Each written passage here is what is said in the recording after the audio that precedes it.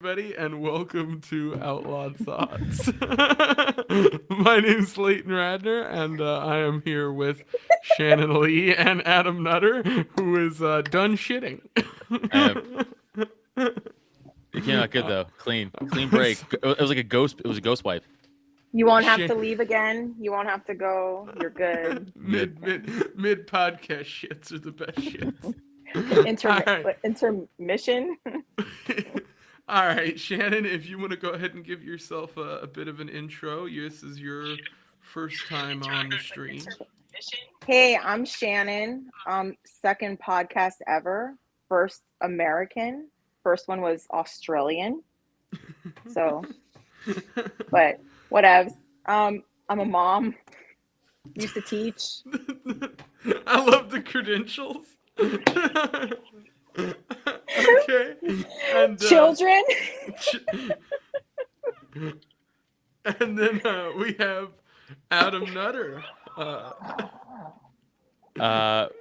Weirdly enough, also my second podcast. Also American. I'm also a mom. I also teach children. Weird. Adam Nutter. What's up, everybody? You guys know me. Porcupine Cult of Us podcast. Go check those out. Still funnier. Jesus Christ. Your show Cult of Us is great, and I like all of Thank you. Adam's shows. I've been on your podcast about libertarianism, which is a great Porcupine. show. Thank you, sir. And so today we're going to talk about a couple different things. We're going to talk about comedy in general, which we're going to get to because I've been on that kick lately and kind of just digging that stuff. But I do have a clip that I find hilarious, and I know you retweeted it. Everybody's been kind of sharing it around over the last funny. Day or so. I also want to preface this whole podcast with I got neck injections today, but they give me like loopy Twilight medicine. So I'm like pretty fucking high. Fucked up, Adam. Well, so I'm pretty high, and I'm also been smoking weed. So you got both those going on. It's perfect. What did I say before we started? Shannon literally said, "I'm gonna be the only one on the show not high." Yeah, and I said, "No, Kareem's like gonna come in." Grade A medication. It's awesome. Oh, it's perfect. So it's a good shit. Just say no, kids. Say yes. I like if heroin wasn't bad for you, I would totally do heroin. Like I totally get it. Like it's awesome. I do pot, but I've never done pot. I've never done. Yeah, we can tell because you said done pot. That's how you know you've never done pot. Nerd. I've never. I'm waiting for Leighton. I'm waiting for Leighton to come to Florida. I've only injected one marijuanas. I don't do the Facebook. It's boomer drug use is the same as boomer social media use. Where's my booty? The Twitters and the Instagrams and the Facebooks. All right, smoking your pots. Let's see this guy take on the state one fist at a time here.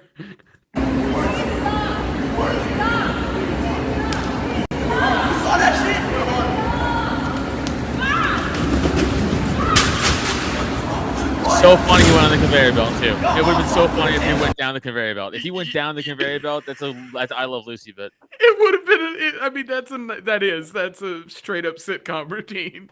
Wow.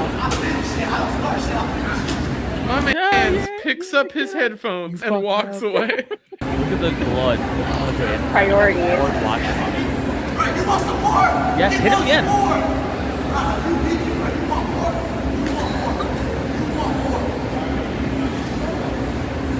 I love how this chick's like, nah, he don't want no more. He's done. He's clearly done. This girl, he just want more. She walks up clearly to be like, no, he's good, man.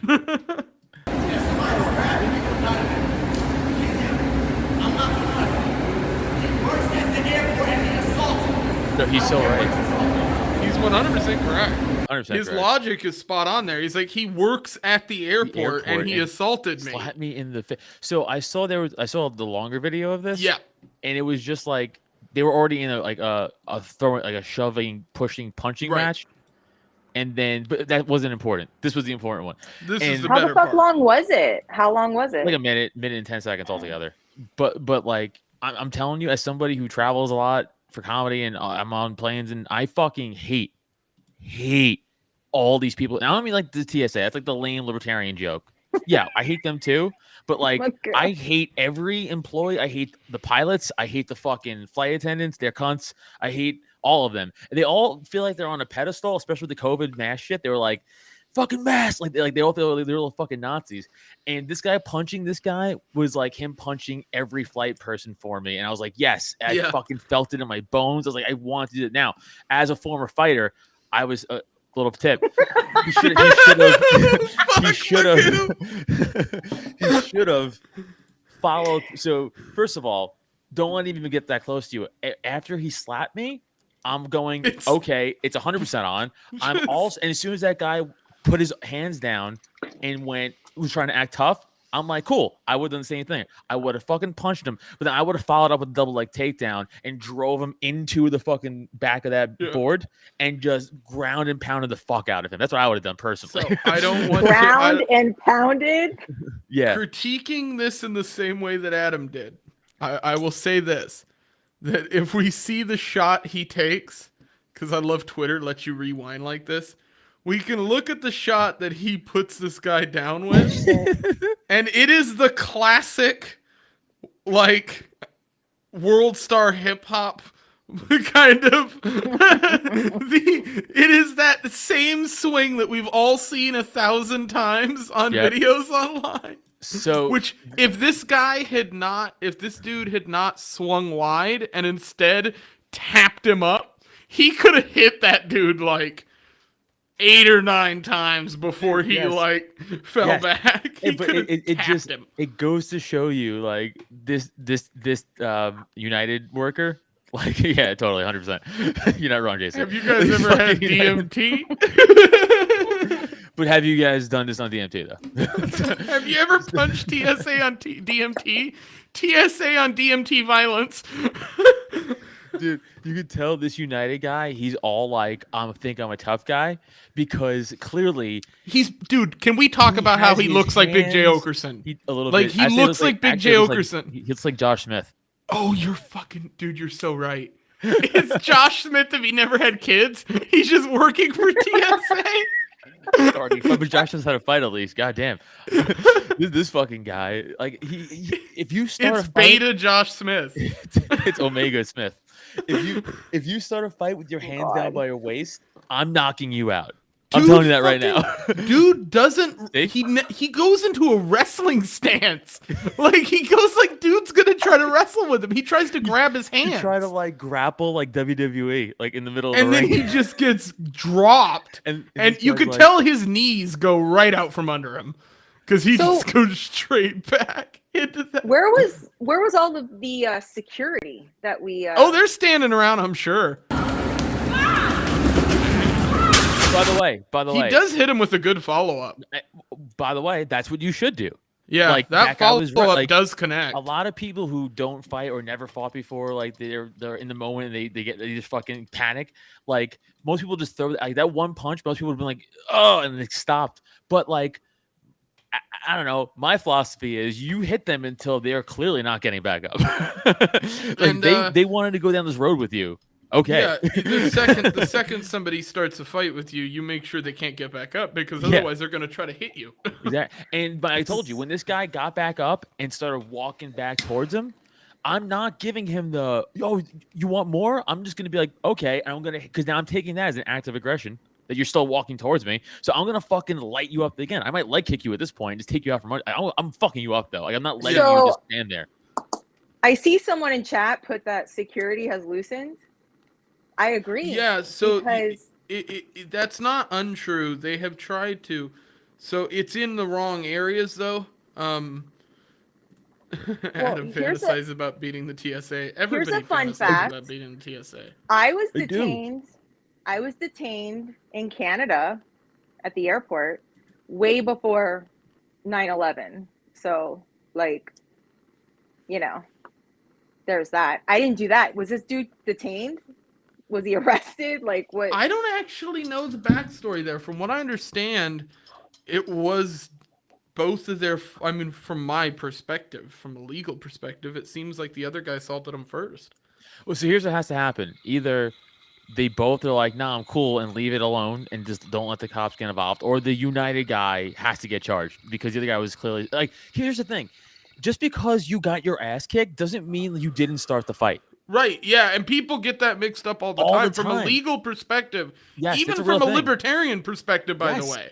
It's it like, doesn't matter. It's like, I'm sorry, I know how to fight. But I'm supposed to let him kick the shit out of me? Like, fuck out of here.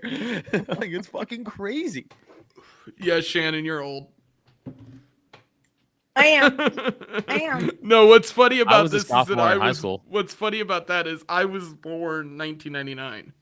Yeah, you're right on the cusp. So technically, I was born before 9/11. Hey, Brad Saunders in chat. The United guy slapped him in the face at the very beginning of the thing. Go back and watch the video, Brad. Yeah. And he slapped him in the face. Go pull he back. Did. He like kind of face shoves him. Yeah, I think I was detained about 2000. You can see here too. Yeah, right there. That's it. That's it. I mean, that's a fucking smack. It's a face smash and a smack. And it's actually more than just the smack. He kind of hits him and then he pushes him with his hands. So it's kind of two things. Dude, it is crazy how this United guy's like, fuck my job, huh? Like, yeah. Dude, I'm telling you, it's beta Josh Smith is just like, I have to go home. They're the new postal, like the post workers that go postal. Oh, United people? Yeah. Just United or all airline workers? Pretty much, yeah. Well, dude, he's actually not wrong. A throat punch to that guy from that position would have been brutal. I believe he also can, with his background. I'm fetishizing right now about like what I would have done to this guy. Like I'm getting like hard. I'm like, oh, I would have clinched him up and just driven knees into his fat fucking chin. I'm like, oh, I would have fucking killed this guy. I would have put elbows into his temple. He wouldn't even know what happened to him. Adam, like, when do you travel? When do you travel? I'm going to Colorado in August. So heads up. So turn the other check. I don't know if he mistyped, but he's 100% right. The dude who got slapped, regardless of charges, could probably sue United. 100%. Definitely, because this guy's a representative of their business. I mean, through and through. That's definitely a lawsuit. Yeah. Because here's the thing. It's my 19th Amendment right to bitch slap the TSA. Here's the deal. The worst that's going to happen is you get a misdemeanor. Who the fuck cares? Mm-hmm. Who cares? I don't know. Can't they kind of put you on the no-fly list? Like, no, for what? Now, well, fighting in the lobby? So let's talk about the fact that over here on the trending tab, we've got Amber Heard with 153,000 tweets. Bill Gates bioterrorist trending with 87,000 tweets. Yeah, but also Lightyear, you know? That movie's coming out. I love this. Look. Johnny Depp, live news coverage, Lightyear, #Lightyear. And then you go down. This is also not supposed to be here. Most of these fucking things they have in here are ads now. And this never used to be like George Floyd. Oh, is he back? George Floyd, he has risen. The Easter Pope miracle. is trending. How the fuck is Logan Paul trending? He's always trending. 1,300 fucking... Klaus Schwab is trending. Klaus Schwab's funnier than Brendan Schaub. Yes, Klaus Schwab. Oh, 100%. We're gonna talk about that later, Adam. Can I say something that's infuriating me to my core? And I don't care how fucking cunty this sounds or how fucking gay it sounds to anybody. But the fact that Brendan Schaub just headlined Helium right by my house, and I'm going to be there doing a fucking 10-minute spot next month. Can I go on record? Nutter is way funnier than Brandon. Whatever the fuck his name I is. am. I don't even care how cunty that sounds. I know I am. No, I know that's you not are. a question. Did you catch him on? You're probably for 9 years. I'm funnier than Brendan Schaub. But yes, you're not funnier than me, but you're funnier than he is. Yes. You know what? You know what, Shannon? I'm okay with that. Remember, you're gonna open up for my 6-year-olds. Yeah, it's true. She's funnier than you. Brendan, so we're gonna cover some of that later here, Adam, because man, I he's such a definitely want to fucking get to some of douchebag. the weird shit that's been going on in that world, because there's since last we have talked about comedy in general, a hate bunch of him. stuff in that world has Me gone too. forward, including like Me too. some comedians that I really liked who got involved in stuff that like it fucking pisses me off, man. Like I too. hate if you are a comedian out there who's an asshole or kind of a piece of shit behind closed doors, just don't do it publicly. Just Hey, don't let us know you're a piece of shit. most 'Cause of them. I know we'll still like your stuff if you just don't publicly let us know you're a piece of shit. Just let us know when you're taking a shit, just not that you are a piece of shit. Facts. Like Nutter. I'm gonna Facts. say this. Here's something I'll say about this comment here. David Brady's right. Pete Davidson is his early stuff, which I have seen some of the stuff when he was in like New York and places like that, when he was a lot younger, was actually really funny. I remember seeing him on that Legion of Skanks episode, and he was hilarious on that. I think somewhere along the lines you get a little bit too famous in the comedy world, and especially with SNL. I have, I have a feeling it just kind of makes you a little bit of a different person. But I don't find a lot of his new stuff to be that funny. Like I watched the new one he did, new special, Terrible. the last one, and I Terrible. didn't care for it. It was I terrible. thought No, it was, dude. He was bombing. Like, yeah, it literally legitimately bombing. there was at least 8 minutes in that special where I felt like if you were doing it at a comedy club, it I'd be like, who is the dude on stage right now? Like, what's going on? No, he there was silence, and that's his crowd.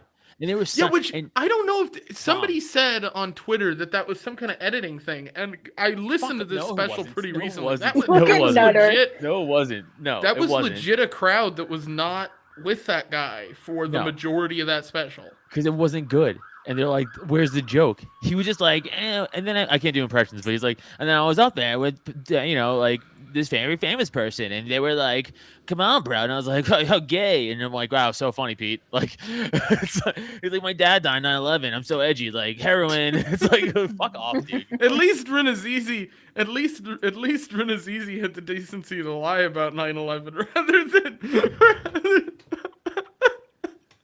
And then he stole Chris Stefano's chick. So like when I heard all that with the girl code or whatever. Yeah, that whole thing. Here's the thing, right? So there's two lanes to this whole like comedy podcasting drama sphere bullshit that has been kind of thrusted into the world in the last few years. And what I find hilarious about it is that on one hand, you're like, okay, you've got podcasters who were comedians who now just podcast. You've got comedians who do podcasts and do stand up, right? That's where Nutter's at. That's where I would argue. I would argue the majority of comedy podcasts are more of Nutter style, where it's somebody who is doing comedy actively and has a show, right? Because the show acts as a way for you to have content that somebody can come to. This is kind of what Bert Kreischer talked about this a ton when he would do his show, where he was like, man, the key to all of this shit is people have to have something to see when they go get your name. Like, if somebody sees you at a club and they laugh and they think you're funny, the first thing they're going to do is look you up, right? Yeah. And if they look you up and see you got some content there, then there's something for them to go look at until your next show happens.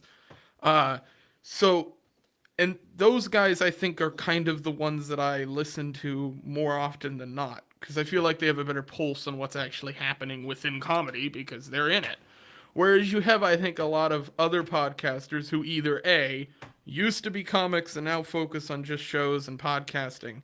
And if they do a show, it's like, do a stand-up set at an actual venue. It's a rarity, and it's something where it's more of a, once in a while thing.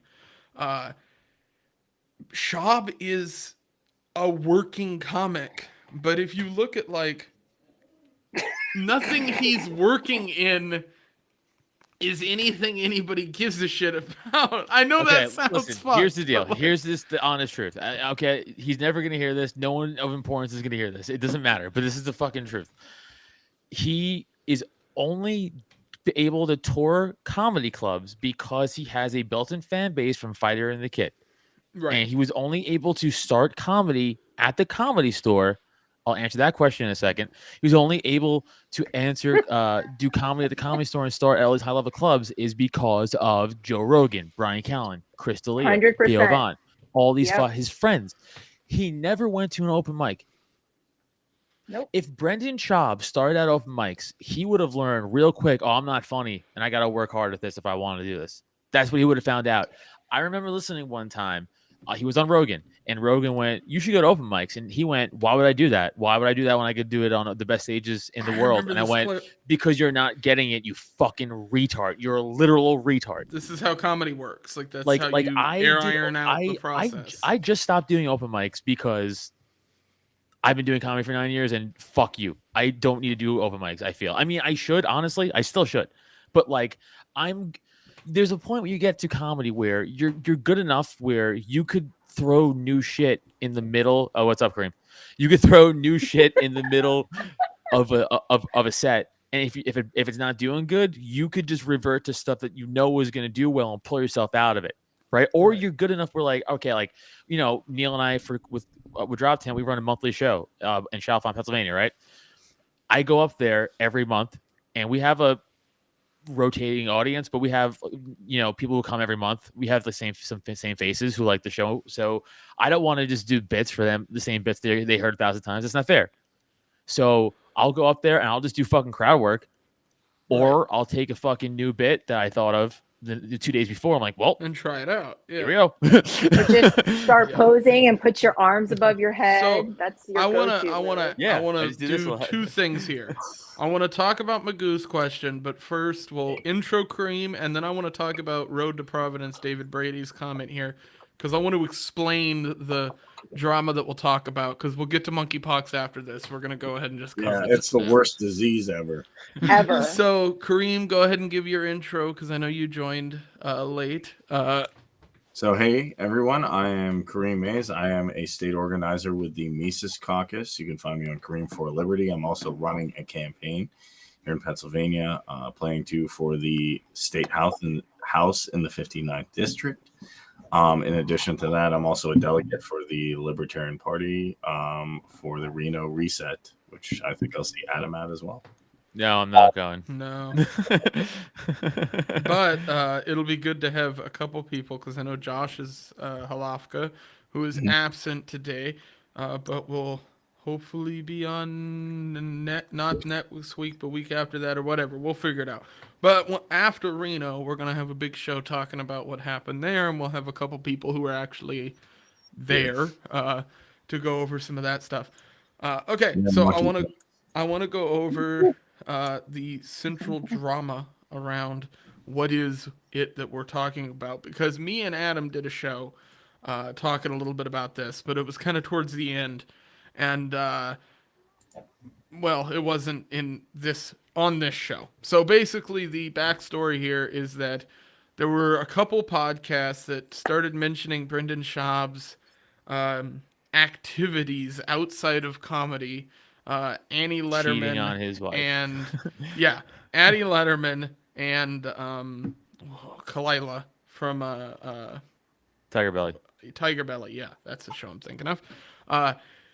They both dropped out little clips on their shows that were hinting and straight up saying in one of them that he was the guy. They used his initials or something like that, and they said he was hitting on them. Unfunny, which I thought. Yeah, was they did say We he all was unfunny, knew which right is- away who we meant. Yes, it's great. And they allege that he went out and hit on both of them, and they rejected him, and he got butthurt about it, that they talked about it on the show. But Sounds this was like picked Vinny up by Stone. Reddit. And Reddit is the best place on the planet, because best. they took this shit No. and they have the Brendan Schaub Reddit, which I would go to, but I'm pretty sure there's NSFW stuff on there, and I don't want to get like nuked. But it is hilarious, the Brendan Schaub Reddit is just a place to shit on Brendan Schaub, and it's turned into quite the fun place to hang out if you want to have a laugh. But Brendan Schaub got very angry at the fact that Reddit existed. And then a YouTuber named Uniqueness starts covering all the like comedy drama stuff. And he starts covering those two clips where they're saying that he's cheating, and that follows into him covering the backlash of him trying to remove stuff off Reddit and him spurging out about all of that. And it leads to him trying to suing Uniqueness, getting one of Uniqueness's YouTube channels deleted. He sues another YouTuber. Then speaking of funny, I think is the guy's channel. Another YouTuber who I've listened to for a couple years now. He just talks about comedy. He has some bad takes, but he has some good takes as well. He gets his video that he made on Brendan Schaub, which is like a 15-minute mini doc, copyright strike taken off of YouTube. And right around the same time all this is happening, it comes out that Brendan Schaub had contacted with Brian Callen, Kalila and Bobby Lee, and Callen apparently threatened Bobby Lee and said some pretty nasty shit, which he's admitted to, and they're not talking to each other. And I'll say this about Callen, I mean, there's so much shit out there rumor-wise about the guy, but it just seems like the guy's just kind of an asshole. Like, and that shit seems fucked. And Schaub, at the same time, then goes on their show after the fact to try to clean up this mess. And it was one of the funniest fucking things I've ever heard Schaub ever be a part of. And it wasn't because of Schaub. Nothing is. Remember I messaged you? I messaged you and I'm like, oh my fucking God, this is amazing. Kalila sat there like she was a fucking lawyer. I mean, it was, dude, it was like a lawyer reading this guy through all of his past transgressions. Yeah. This is, he just sat there and was like, like he had nothing to say. Like, well, he made excuses, and then he claimed that he had this 300-page document on them, which he said he'd show them after the fact. Claimed there was this federal investigation that I've been unable to find any evidence on that actually taking place. And I want to check on Kiwi Farms and check with some people that do a little more snooping than I do and see what they've found. But the fact is, investigation into what? He claimed that there was some investigation into child abuse from somebody from the Reddit, but I haven't been able to find any evidence of it. And if the Kiwi Farm guys don't find any evidence of that, or somebody from Reddit doesn't find any evidence of that, then it doesn't fucking exist. That it's so serious that the feds are involved. It's so serious the feds are involved. That's why I can't publicly post these documents that I have on you as blackmail. Was basically his excuse. Is he saying Kalila is being investigated for child abuse? No, somebody on the Schaub Reddit is, and it's somebody who's what does that connected. have to do with them? Well, okay, so this is what the whole show he did was in that show with Bobby Lee and Kalila. He claimed that the document that they had and what they had threatened them with was the fact that somebody from their studio with connection to their email and Bobby Lee's name on it, which actually turned out to be Robert Lee, which isn't actually his name. It's the name of a general from the Civil War. Was listed as being the owner or operator of one of these accounts on the subreddit that was doing a bunch of the bad shit that they were quoting as being quote unquote investigated and a bunch of other shit. Okay. And when it came out to be a couple days ago, this all flushed out because Kalila finally got the document. And so on the Trash Tuesday podcast, they went over it. And yeah, sure enough, it's just a bunch of binary code, which has now been put out publicly and people have it, where it's somebody who used the name Robert Lee and used an email that's connected with their studio. And that was the evidence that he had, that it was them who was posting all this stuff against him. Oh, so he's retarded. Yeah, he's just fucking stupid. And but he stays off. But he stays off social media. Yeah, he's not on social media. Because he's sensitive his feelings get hurt. Yeah. Yeah, he's sensitive. Okay. All right. God damn it, dude. I'm Dude. sensitive. Oh, by the way, shout out to because Kareem is PA. We towered Kevin Gahagan today on Twitter. That was pretty funny. Oh shit! I gotta go look at that. That's fucking great. He put out You this. kids and your whole towering thing. He put out this because Kevin Gahagan, he's one of the lead guys at the Keystone Party of Pennsylvania now. They broke off their own faction, and he's like, after the GOP takeover this weekend, he's like, "Don't worry, we're gonna spread Keystone National," and we just put suck our dicks. We just towered him. Oh, that's so fucking good. Kareem, you were part of that? No, You did that? but Kareem Oh. reminded me that I'm also from PA, and Kevin Gahagan's from PA, and that happened today, and it was funny. Yeah. No, I know the Keystone Party, and like Solosky, I talked to, like, so. Solosky, No, I meant like hey, Solosky, towering. eat a fucking barb dildo. That's what I think of Joe Solosky. Tell him I said that next time you talk to him. Nutter came with pure violence today. I'm high as fuck, and I was letting it fly. So I gotta answer Magoo's question from earlier about the yeah. West Coast, East Coast that. I thing. can go find I'm it. making Right? I can find it. He said, I thought that was mainly a West Coast thing. So mainly, it is West Coast. But here's the thing: the East Coast drama, it just gets dealt with physically, or like right away. Like there's or will be dragged for obvious content, but podcast war shit, Right, which is what's fun. right, but Or radio wars it's back real, in the day. but like a lot of New York or East Coast, not even say New York, just East Coast podcasters. Like if Neil and I had a fucking problem with another Philly podcast, we'd be like, "Yo, what's up? Roll up. You know where we are. Like we'll handle this. Like you got to probably, but roll up like Taj.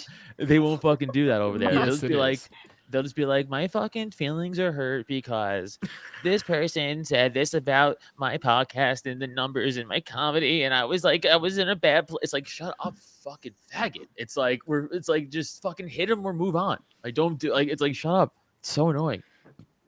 So, Biggie all day. Biggie all Yes. day, by the way. Biggie all day. Tupac, yes, Biggie. Tupac wasn't a real gangster. He was just like some He's a poser. fucking And they little both bitch got poet. shot by Puffy. We all agree on this. Everybody's in agreement. Dude, Biggie fucking lived that life, and Tupac was like, he wrote about that life. Poetic justice. Dude, Biggie, you know that Biggie was more gangster because he put on literal body armor. Yeah. Meaning he was. That's Dude, a fat joke. That's a fat joke. Dude, wrapped in an actual body armor joke. Dude, Ready to Die beats any fucking Pac album. Dude, fucking God, that album's great. I had so this is real deep cut story here, but when I ordered these blacklight posters, I have a Cheech and Chong one over here too. I had actually ordered a Biggie one that's like the album cover with him sitting in the throne. And the motherfucker's like, the eBay store that was selling it definitely shouldn't have been selling it because they definitely didn't have the copyright to it. Because after I ordered it, the seller just disappeared. And they were like, they had quite a few in stock. So I'm like, fuck. Yeah, but Tupac was fine. But whatever. Yeah. Biggie way better. Yeah. Tupac. Oh, shit. I think Joey's. I think most Joey's West got Coasters are something like, to say. Tupac. I don't respect the West Coast. How about that? This is gonna turn into another Biggie Small rivalry. ASAP Rock has some. Here's a fucking Gen Z take. Interesting shit. Listen, there's very few new rap things that I like. There's this random kid on YouTube who doesn't have a huge following yet, named Samson. If you just look up Samson rapper, he's talked Samsonite. about some politics and No, stuff. don't recently. joke. Okay. I did. Not funny, Nutter. All right. Not Well. funny. Yeah. Throw him out there on a podcast. Okay, so what I think is interesting about the shop stuff in general is just that comedy in that LA sphere seems to be so centered around drama. Whereas LA comedy has drama, but it's normally natural. And it's just kind of the process. Whereas when it happens in LA, it's almost artificial, or it started because the people are fucking artificial, and they're like Shab, where they don't really have experience backing up their credentials, and so they don't know how to handle drama or any of the situations. Dude, I because watched... what Shab's like, when that happened to Shab, and the two girls made the comment on the podcast, he should have either not said anything and ignored Reddit and let them have their fun, and it all would have went away in a year's time. No one would have fucking remembered it. Or he could have made it into a joke, went back and forth on podcasts, but kept it funny and lighthearted. And He's the not a Reddit would comic, have so he turned... He's not funny. Yeah, He's but not because funny. there's but because there's not the experience there to back up the credentials, he has no ability to do either of those things, because he reacts like somebody who's a 2-3 year comic. Or a petulant bitch. Yeah, well, on top of that, right? So a 2-3 year comic who has the mentality of a dude who's got his head kicked in for a little while, and then B, somebody who seems to have some real issues with having a persona on the internet. He doesn't seem capable of it. And there are some people who legitimately aren't, because they don't have the capacity to handle getting trash talk or any kind of pushback from other people, because either they don't have the experience, because the time period where the internet was really being used and these people were beginning podcasts, he was getting hit in the head. Which, if you really think about it, is kind of the big gap there, right? Honestly, so was I. I was also... Well, no, but you went out of it, and now you're doing other stuff. No, but he didn't do that. I was doing comedy while playing football and doing MMA. I guess that's true then. Yeah, that can't be it. He just must be... I mean, it's just dumb as a bag of rocks on top of not being funny, and then not ever really doing the work. Talented in and like, I don't want to be like he's not a talented podcaster, but I'm telling you right now, he's not a talented comic. I'll say he is a talented podcaster if that's all he did. Yeah. Oh, but wait. Did you hear about how their shit is scripted? Oh, I don't care. A lot of podcasts do that. There's a ton of podcasts out there doing that. I don't respect it because I'm a comic and I would never do that, but I don't care either. Yeah, I don't care. I don't respect it, but I don't care. Here's the thing, and I'll say this. I have known a few guys who used to do some editing. Their jobs were basically to take text and lay it out for a certain software that you can download on iPads that a lot of these guys use for like teleprompters that you can have at your home.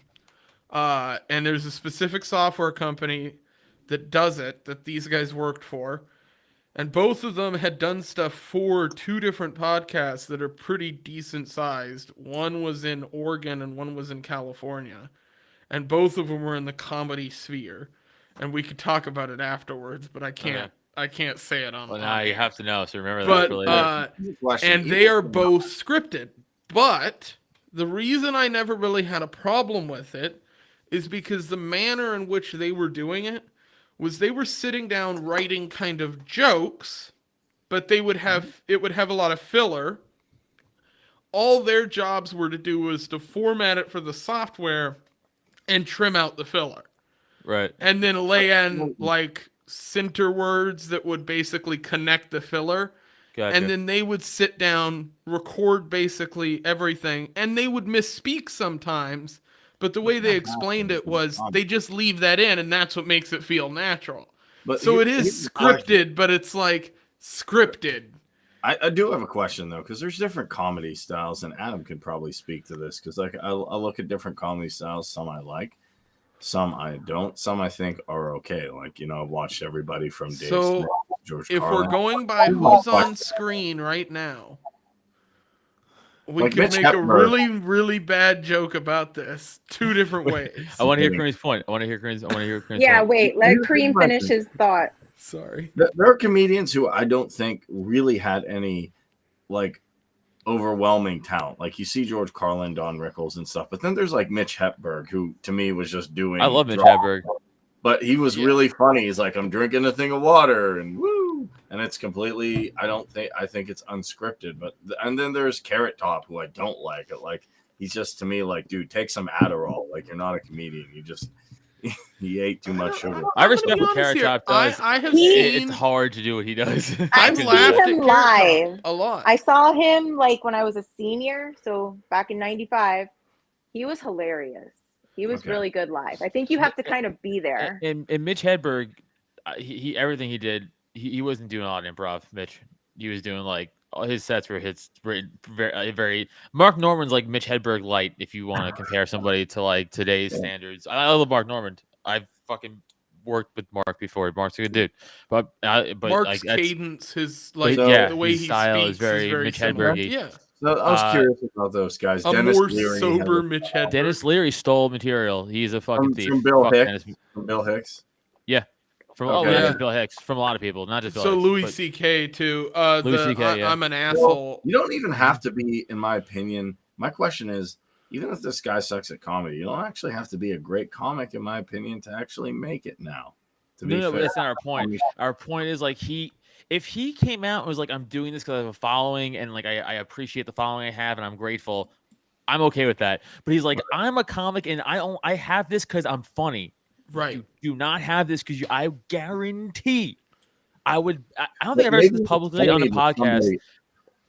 It's value is different. subjective from an Austrian perspective. So maybe someone thinks, hey, this guy.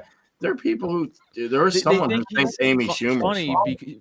but to Amy Schumer's credit, she built up her own fan base at least. Like she did? built up Right. her She own thing. definitely. Well, and to give her as much credit as possible, she went on like there's clips of fucking Amy Schumer with Steven Crowder on news panels. She went everywhere. She used to go on O&A Like, all the time. Yeah, she was on fucking everything. She marketed herself like a fucking boss, Yes, whether Dan people Cook like was it legit. or not. Sorry, Dan Dane Cook was Cook legit. did the same Yes. thing too. He marketed He's- himself really well. He went into acting and movies and stuff.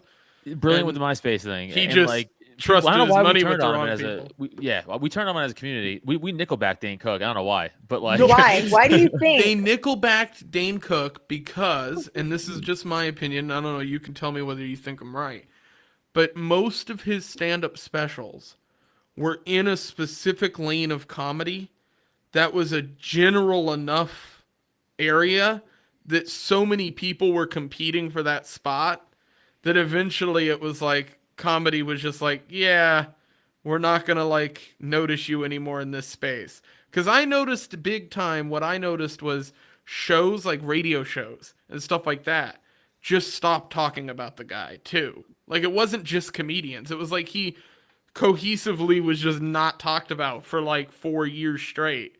And then he popped back up, but it was just in movie stuff. And comedians, when I hear comics talk about him, they always trash his comedy. And I'm like, but I don't mind like his stand-up. Like it is kind of the same. Like I think that's what I would say. For some of those specials seem kind of cookie cutter. well, like Retaliation's That's the best, right? It's a good album, is. dude. It's a good album. Like it's still I had that holds on up, I think. CD. I had Yeah, that me on too. CD. Yeah. Yeah, I drove around listening to it. Yeah, Mhm. I was like getting into comedy at that time. I was in high school, so I was like getting into like I was like, oh, I think this is what I want to do soon. So I was like really gearing up into like hyping up into doing it around that time, for sure. Also, I want to go back to this. I don't think I've ever said this publicly on a podcast ever. I would bury Brendan Schaub on stage. Oh yeah. Bury Brendan Schaub on stage. I would bury him. If I went before him, he wouldn't be able to follow me. And I don't mean just me, Neil Wood, any of my friends, like any of us. Like Yeah, he wouldn't be able to follow us. I wonder how they do that at shows with him. Like honestly. I guarantee because they're there for him. So it doesn't matter. They're there for him. If here's the thing, if we just had like a pop-in show, like the pop-in shows are shows that we run monthly. That's supposed to the pop-in, so we call it the pop-in shows. If I just brought him as a secret guest one there, no one knew who he was in that audience. He would eat shit. Yeah. Yeah, well, here's the thing, right? Like, take the Kill Tony perspective, right? Do you think you could pull Brendan Schaub onto a stage randomly while he was out eating dinner with his family for a minute and tell him do stand-up? Do you think you'd get the crowd to laugh? No. I don't. I think he'd be a fumbling fool for a minute and then walk off stage. Well, he And says that's a man like problem. every other word. Come Because on, there's man. no Come on, comedian man. that I respect that I couldn't throw up there that could at least make the crowd entertained for a minute. Yeah, but here's the problem. Yeah. Can you be it's hard to be a comedian to that. Like Dave Chappelle gets not It's like supposed to be hard to be a comedian. but it's Yep. not hard in the way that to succeed in stand up, yes, is the most difficult, one of the most difficult jobs. So I get props to like Adam and Dave Smith. But here's the thing. It's hard because like you tell one joke like haha, my trans friend, went ordered a sandwich from Subway, and then all of a sudden it's like woke mob, cancel this, tackle, like look at Dave Chappelle. Dave Chappelle's one of my go-to, like one of the best comedians, I think, still living. He's a goat. And like he said he had something about his trans friend. I forget the joke. And then they're trying to cancel him. Yeah, and then they're trying to tackle him on stage. Like they're out to get this dude. Like but Kareem, like Dave is like he's the poster boy for like them of hate for them. Like I'm not. That's the difference. So, like no one's coming to my show to do that to me, but like they will. There's a huge separation between right, comics. but I'm not. So. Right. There's a separation to me between stand-up comics and Chappelle and people like Chappelle.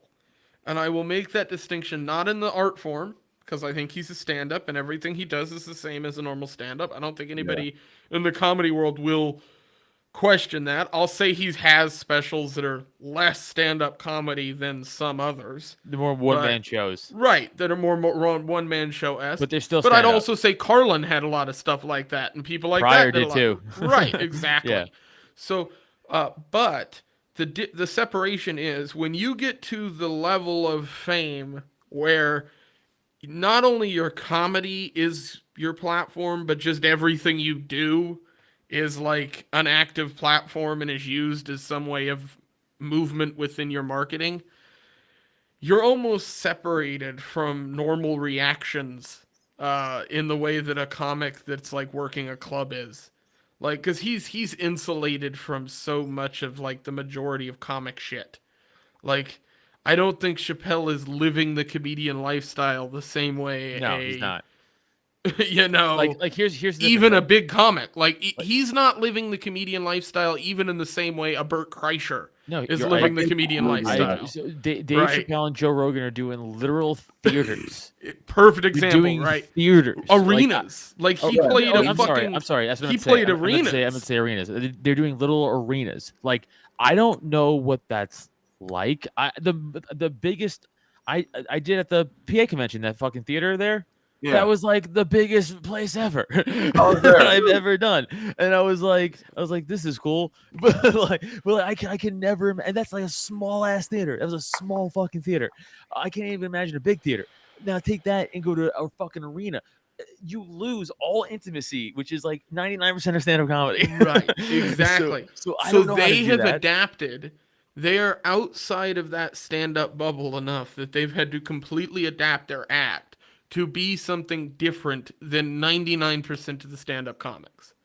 So it is, in a way, in a different class at some point. And so when you talk about people leaping on stage and attacking somebody who's in that space, the smaller comics who have that happen, it almost always happens for one reason. It happens because they do crowd work.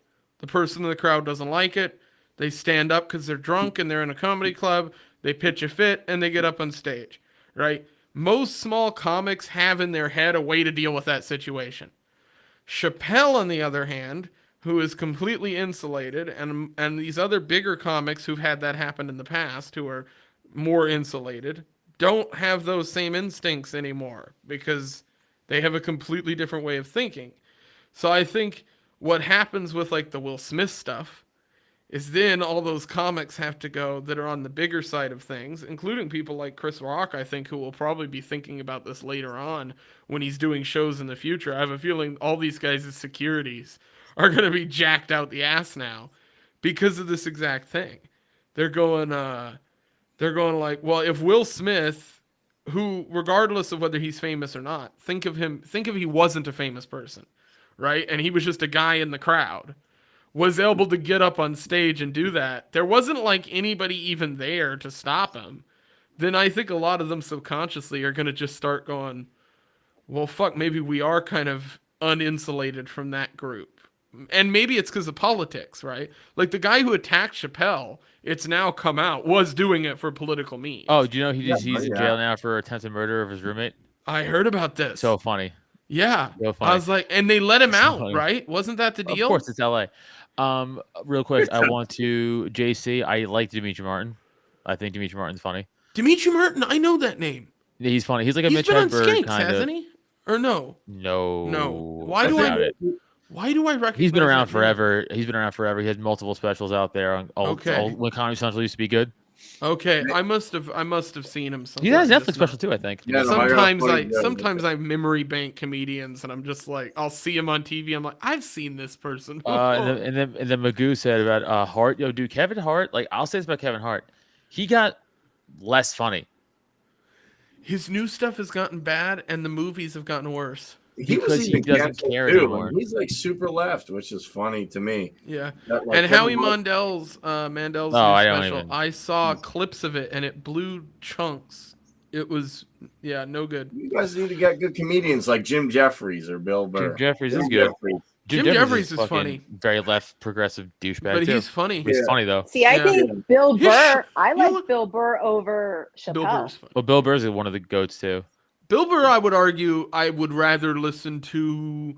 Paper Tiger was a real fucking good special. Yeah. That is tight, man. Yeah. That is like his from start to finish. And you know what?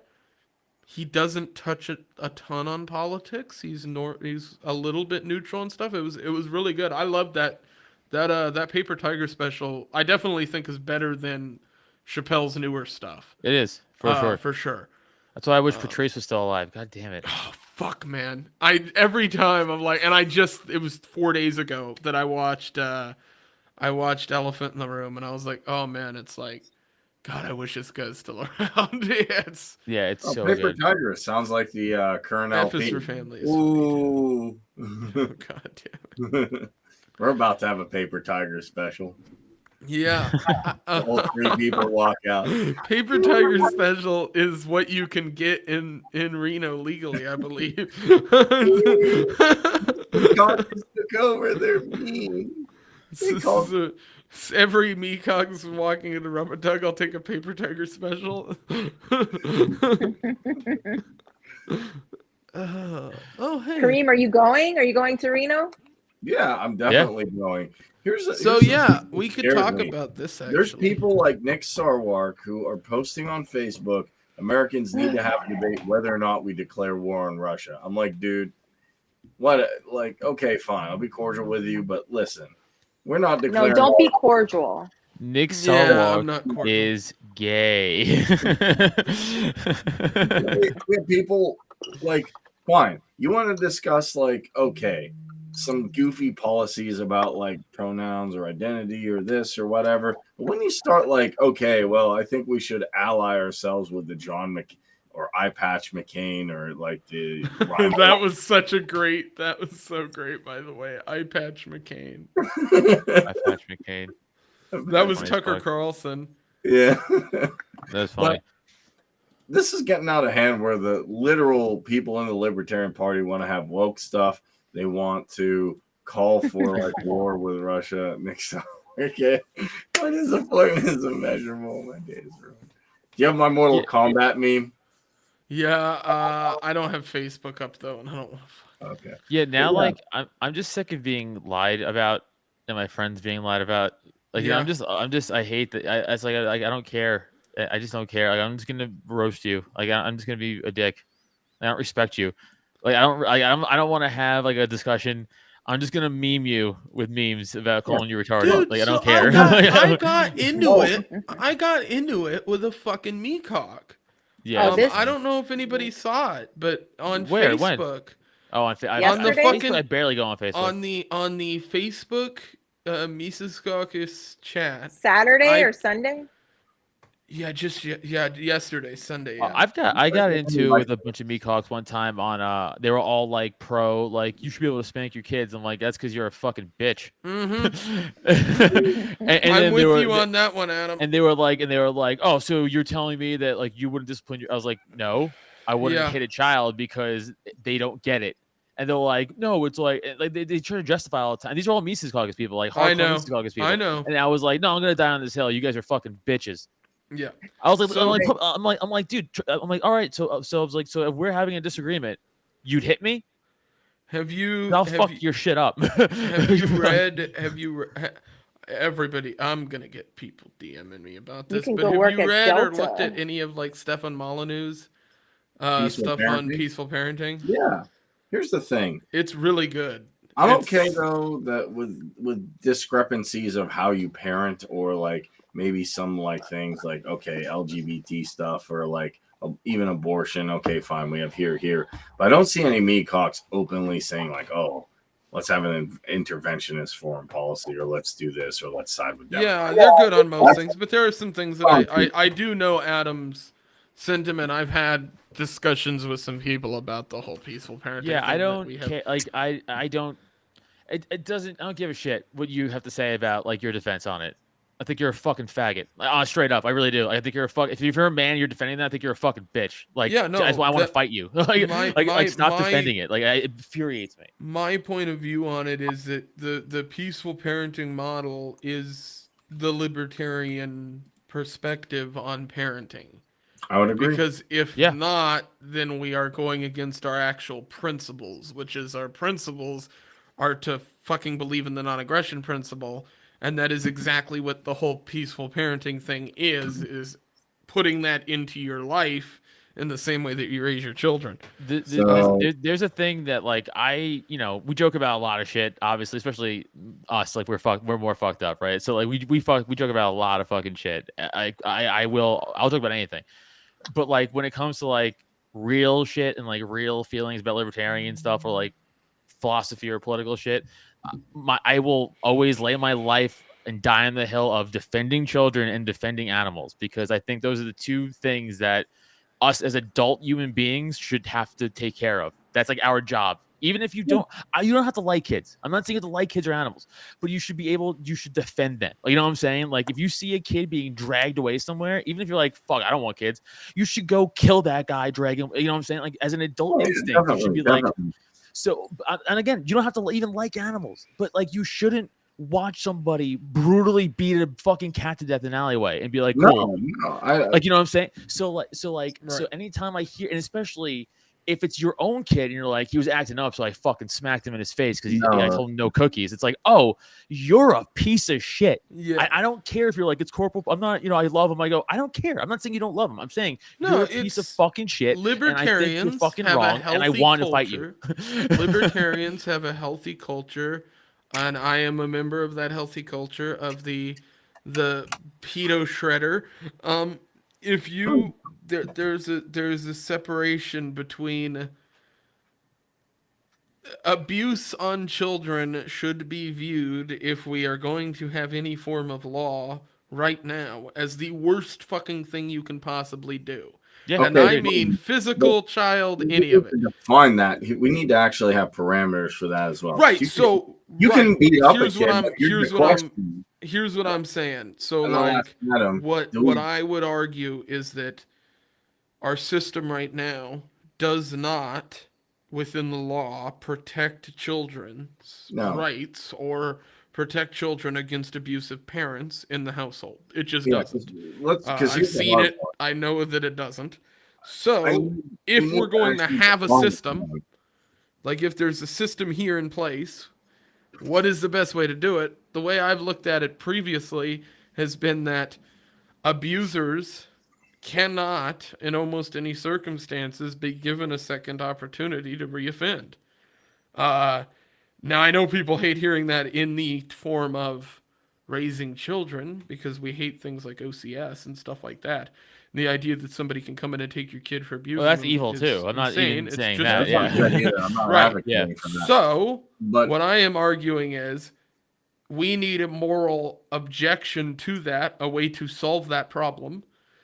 the only way that I can see morally to solve that problem raising a child has been peaceful parenting, because if you end up in a situation where you need to scream at your kid or hit your kid to get them to do something, it's your fault. It's not the kid's fault. Yeah, Like 100%. and by the way, I The even hitting isn't the understand only way like to abuse, and that's Yeah, my agreed. thing. Well, that's My why I point say is yelling and public verbal and things schools, like and that. There's also- mental abuse. What about religious traditions where part of your reproductive organ for dudes goes? Boop?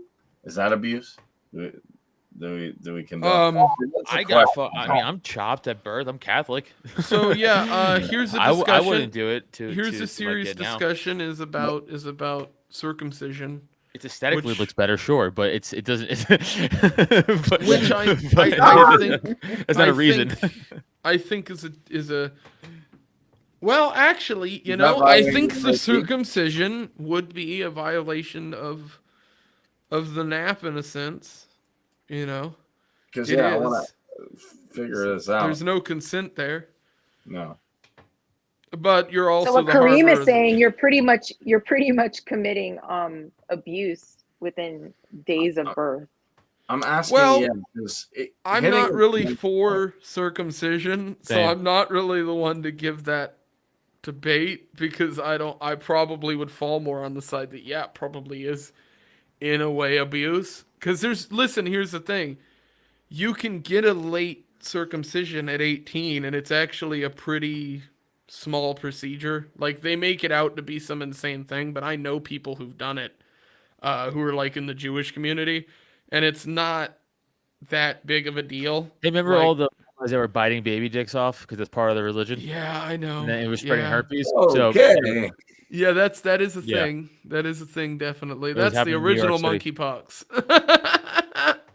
Magoo threw out a great hypothetical question, and I'm struggling with the Ooh, answer. Let's do it.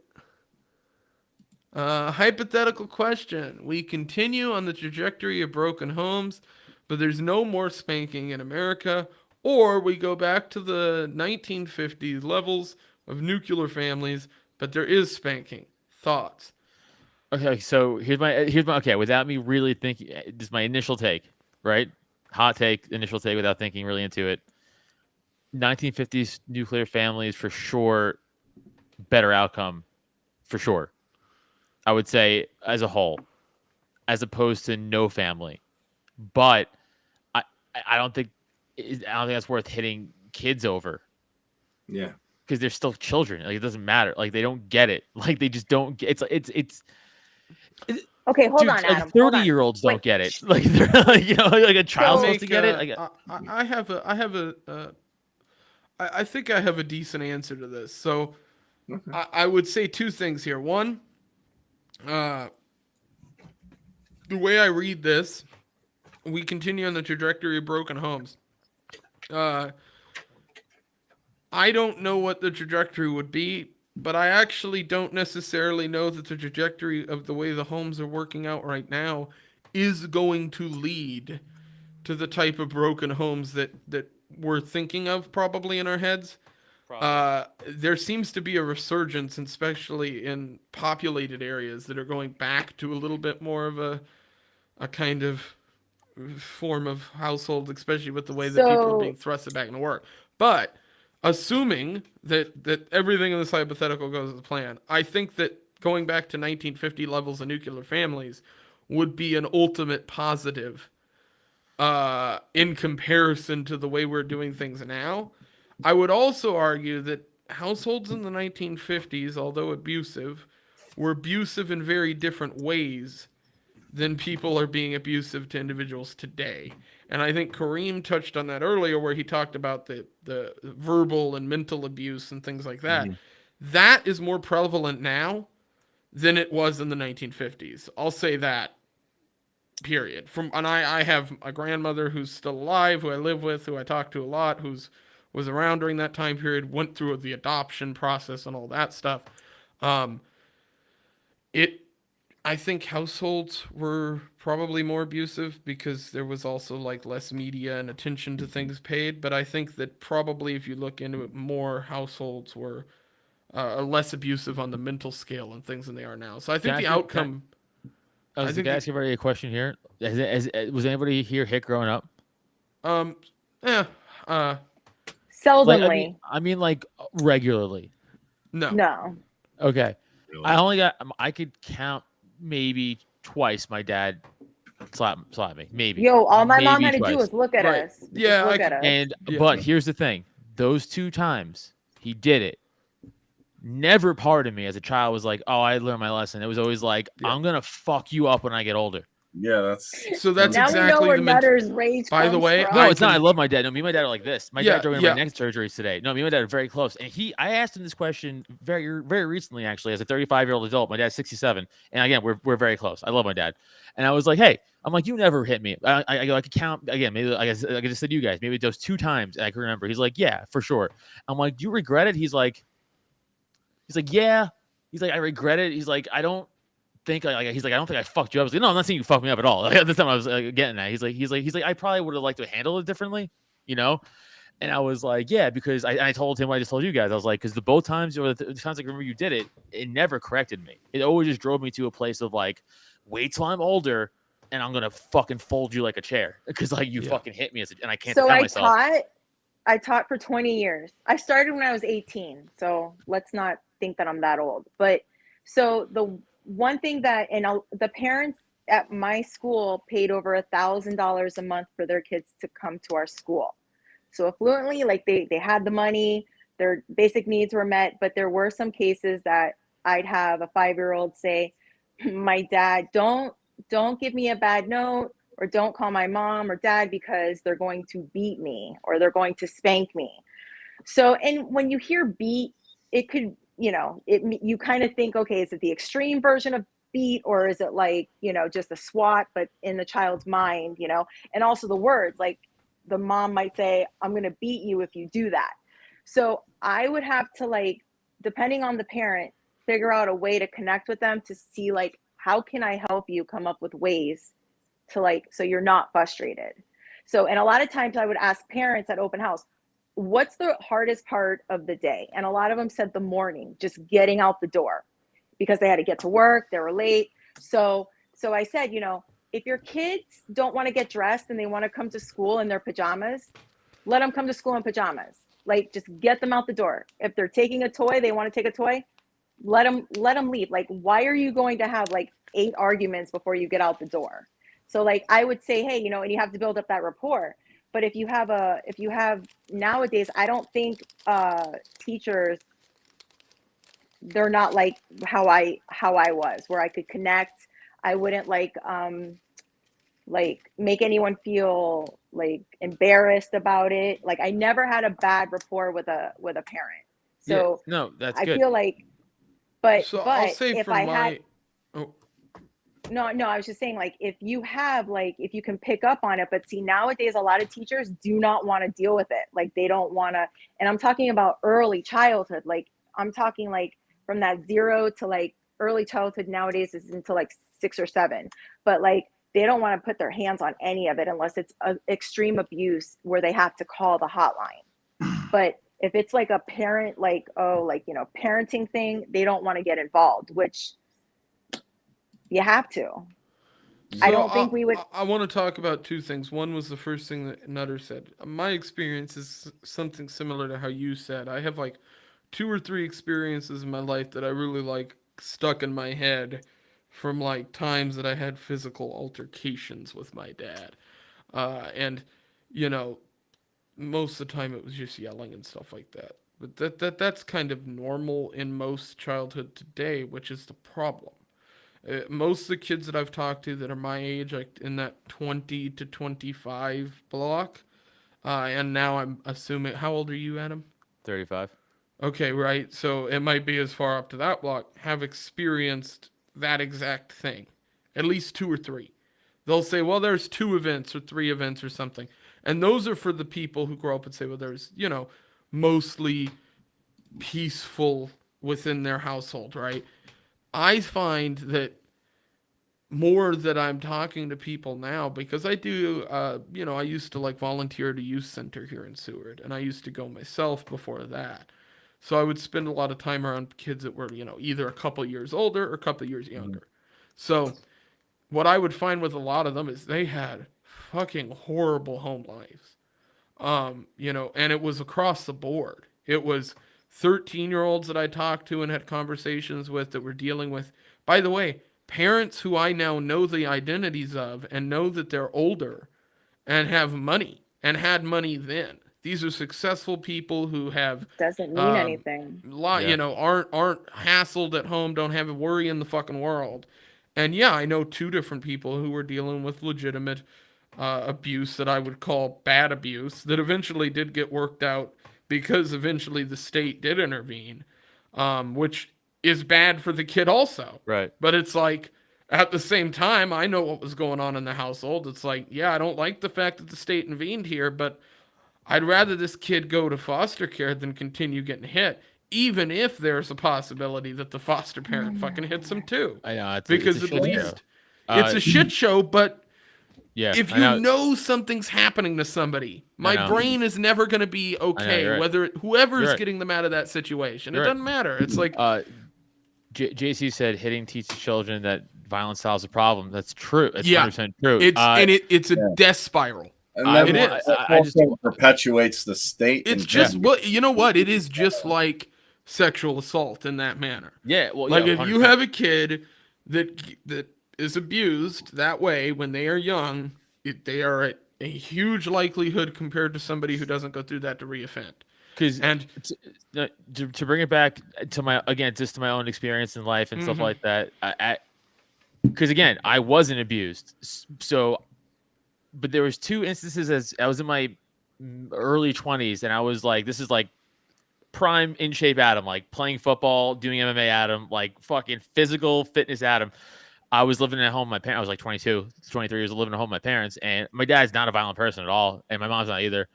But I came home at like 2 a.m. and I'm an adult, and they were arguing, and I was like, that's their problem, like, I'm an adult, I'm an adult, and what am I gonna do? Get in the middle of their fucking argument? So I'm like sneaking around, and then I guess my mom said a fucked up thing to my dad, and he like fucking kind of threw a shoe, not at her, but just kind of like in general, yeah. in the vicinity. And I don't even really like my mom, to be very candid. I talk about that a lot, but Explains a I lot. flew to my dad's face and I grabbed him by his fucking shirt up against the wall. I was like, you did that again to my mother, I'll fucking break your neck. And he's like, I'm sorry. And I was like, yeah, you got it. But that was one time. The second time, maybe a year later, I was having a bit of a mental breakdown at my parent in the apartment I lived at with my parents' house, and I was losing my shit. And my dad came down and he was trying to calm me down, but instead he said some fucked up shit to me. And I just remember going like, "Oh, I'm gonna hit you," and I just started walking at him like, "I don't give a fuck." And I stopped because I'm like, "This is my dad," and like he never like I can't. But if I was abused, Right. both That those goes times, out I the would window. have fucking That goes out the floored window. him. So I here's would've the thing, floored right? him. A lot of the people I know who have gone through real abuse have had those experiences and had those giant blow-ups, right? Like I knew a kid where I originally lived in Big Lake who I think he's still in the state of Alaska. I'm not sure. I used to have him on Facebook.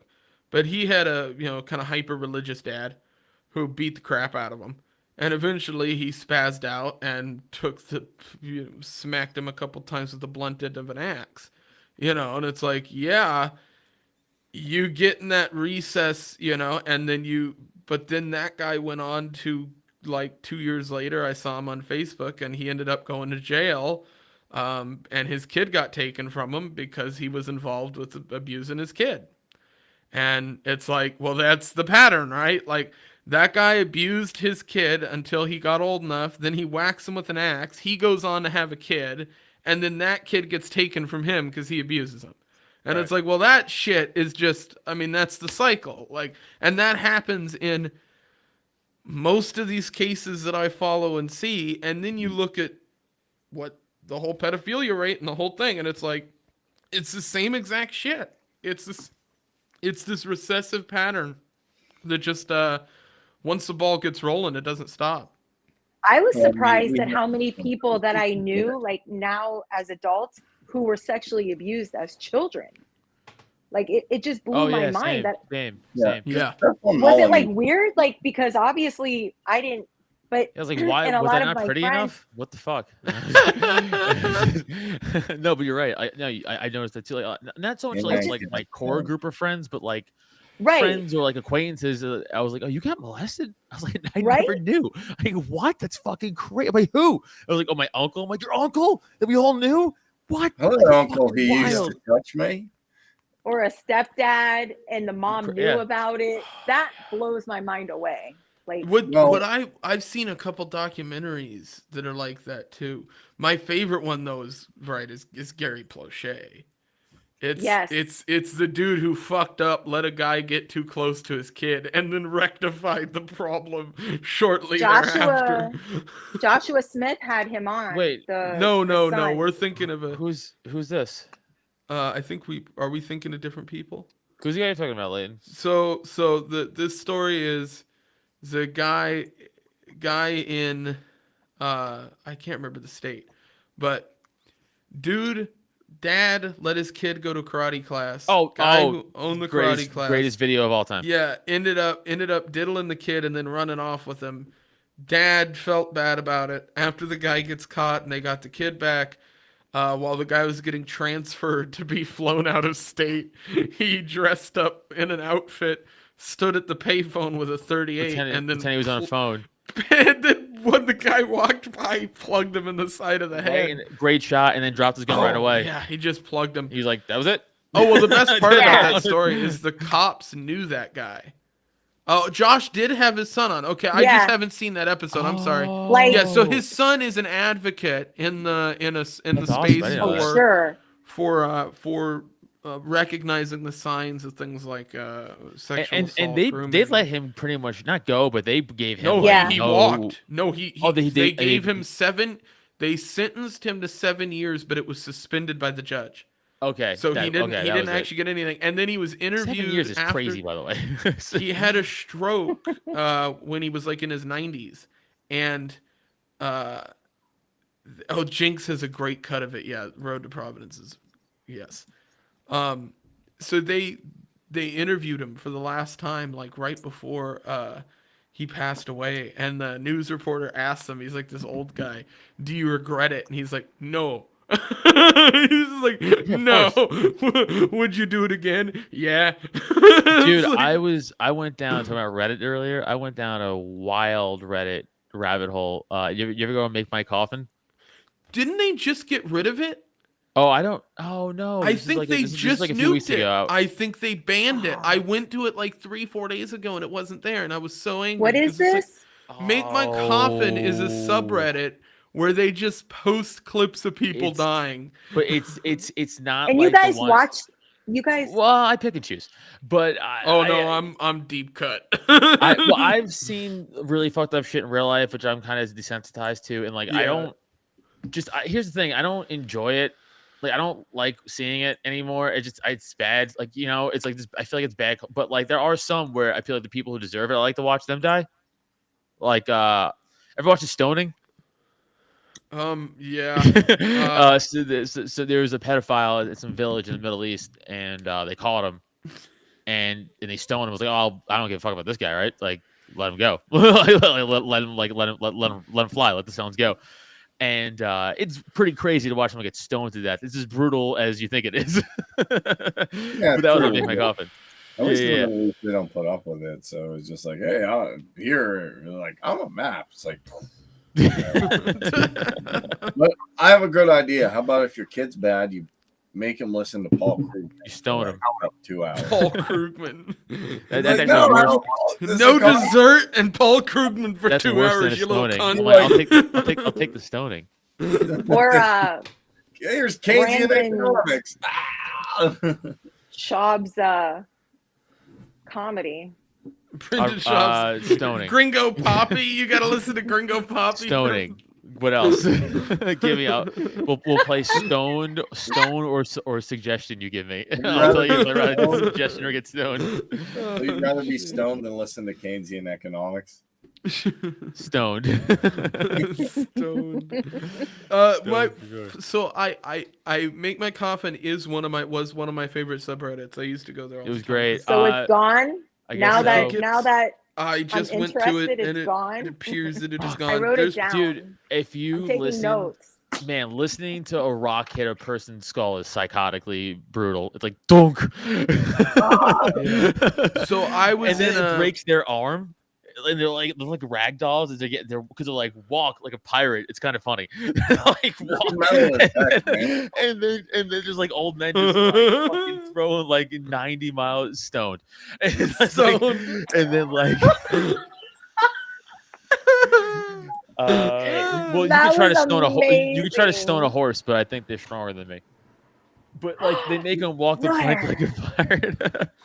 We should do that to the members of Congress who gave $40 billion to Ukraine. Yeah. Hey, what do you want to do? Hey, Ted, come on. how hang out. how many hands tall is the thought? It's like the would you rather Where- fight 100 ducks or would you or would you rather fight an elephant? Where has she been? That was the cleverest way of calling her a horse, she dude. That spurred was out about some shit, and Bro. I don't know what she's doing. She got I don't know. married. I think got hitched something to a like mare. that. Oh, of Or no, course. stallion. I would say stallion. Mare's a female. Whatever. Dude, that was such a funny way of calling her a horse without actually calling her a horse. That was so fucking funny. God damn it, that was so fucking funny. No, so I got in a legitimate argument with this guy on, I guess, a bitch fit back and forth on Facebook with the guy over this fucking meme. And I posted it to the Libertarian Party Mises Caucus group, which is like all our dudes. And somebody was mad that I was calling them losers. So Leighton, if you had any humor in your body, you would have just crossed off the loser brigade and put that guy's name under the loser brigade and reposted the meme under him. So yes, but I actually responded to the guy with a GIF and just said just responded by just laughing at the guy. But we got into it a little bit, and you know what? I wanted to bring up this specific question to you because you've been a comedian for 9 years or so, and I'm bringing up the thread here as I go. But basically, he proposed the idea that memes and call-outs and shit posts on Reddit are not a form of comedy. Name they are- calling. No Name says that. calling. Unfunny cunts. So, right, and well, yes, but I made the argument that, and literally all I said to the guy is, comedy is subjective and politics are broad, and both of those things together, you have literally one of the most broad things you could possibly say. To say that somebody making a meme that makes people laugh isn't comedy is against the idea of the term comedy. Yeah, no, memes is a big form. I mean, because it's like that's very readable right away. You get what you're saying, and it's funny. Right, Like, it's well, so it's- obvious. To me, it's not just memes. It's edit videos, right? Like if you take a clip and you cut in a bunch of memes and different things to make somebody laugh, and the objective of you making the video is to make them laugh, then that is a form of comedy. Yeah, but Like it's more powerful than that, Leighton, because to me, memes can make you laugh, but then I shared a meme during the Black Lives Matter thing that said, instead of trying to do this, and you were talking about defund police, why don't you privatize the police? Then they'll have an incentive not to do that. And it has a Mario sticker. He's like, I'm 10 steps ahead of you. And people laugh, but then my one friend's like, I never thought about privatizing the police. And then he started liking my libertarian. right. So I made a point in my response to him to say that that is kind of how I do advocacy and that shit, is through edits and memes and stuff, right? So when Joshua Smith runs against Eric Roundstep or whoever and that whole thing happened, I made the memes, and videos talking about that. I do stuff for Swamp Creatures, those out of context edits, which by the way, people forget this, but the out of context edit I did with the shit from what's her name? The one that got butthurt and left the LP from Florida. Martha Bueno. Martha Bueno. Hey, girl. The Martha Bueno's titties Adios, edit. chica. The Martha Bueno's titties edit that I did. That clip got like almost 10,000 views collectively on Twitter. And got like 2,000 impressions across all the different places it was put. So it's like, Kareem, you didn't follow that. You didn't follow that novella with her. I did That not. was great. I did So not watch.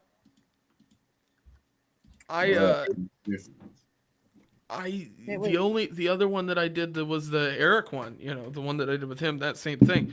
But it's like, I don't understand, and I think a lot of people in the social media space are not used to seeing comedy done in that way. Maybe, and I guess that could be it. But it was just one of those irritating things I wanted to bring up. And I wanted to pose the question to you as whether you consider that comedy. Since Yeah, of course it is. That guy's a fucking loser. Been there for a bit.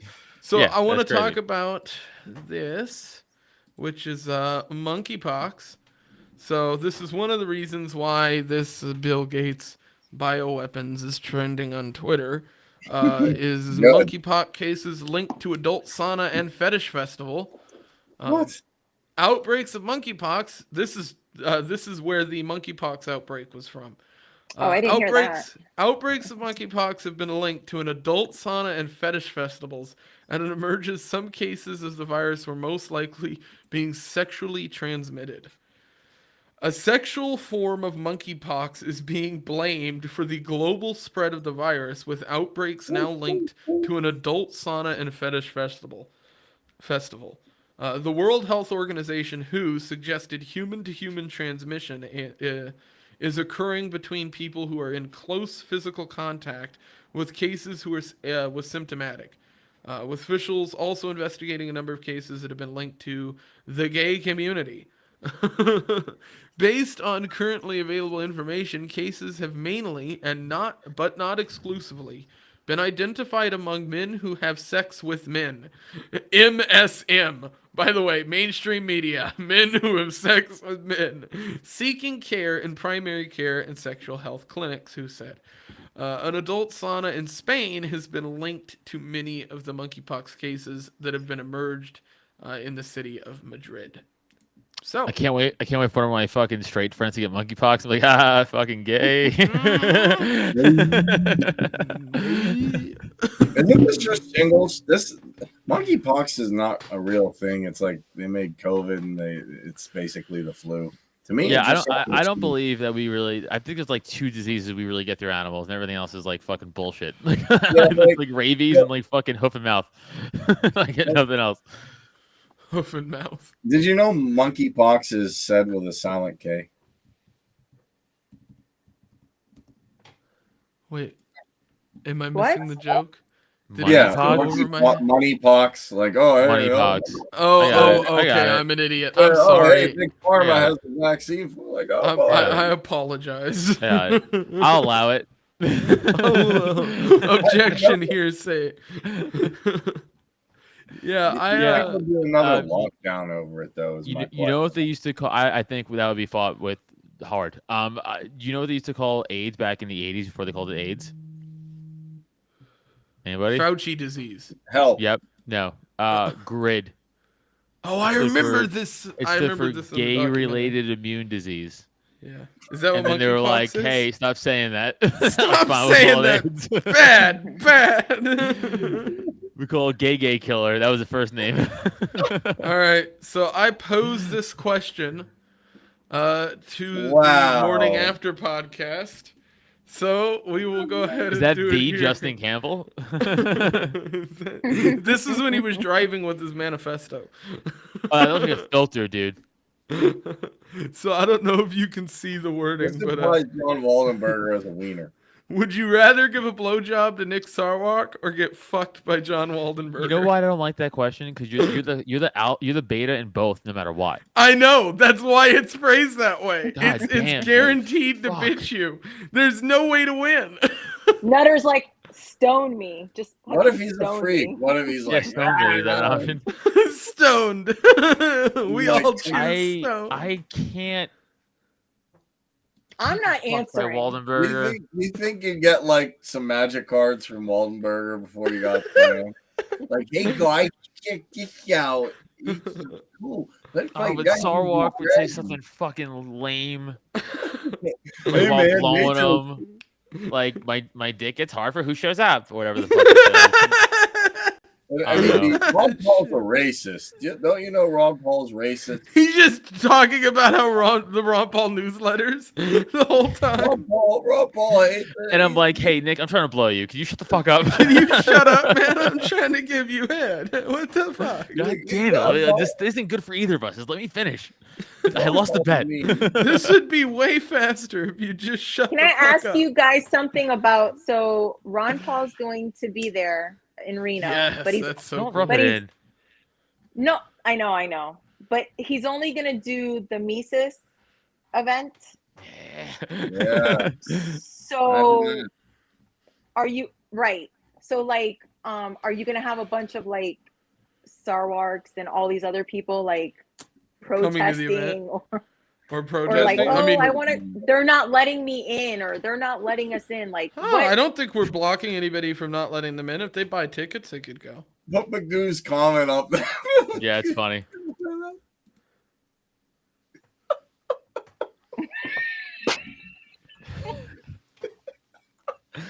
Yeah, naughty. We know what you mean. Yeah. Oh my god. Oh my Ew, fucking God. imagine that that stomach on your back as you get fucked. And There's a record gut, it. that gut resting your fucking tailbone. Oh As a God! little- Oh, it's the Ethan Ralph gun.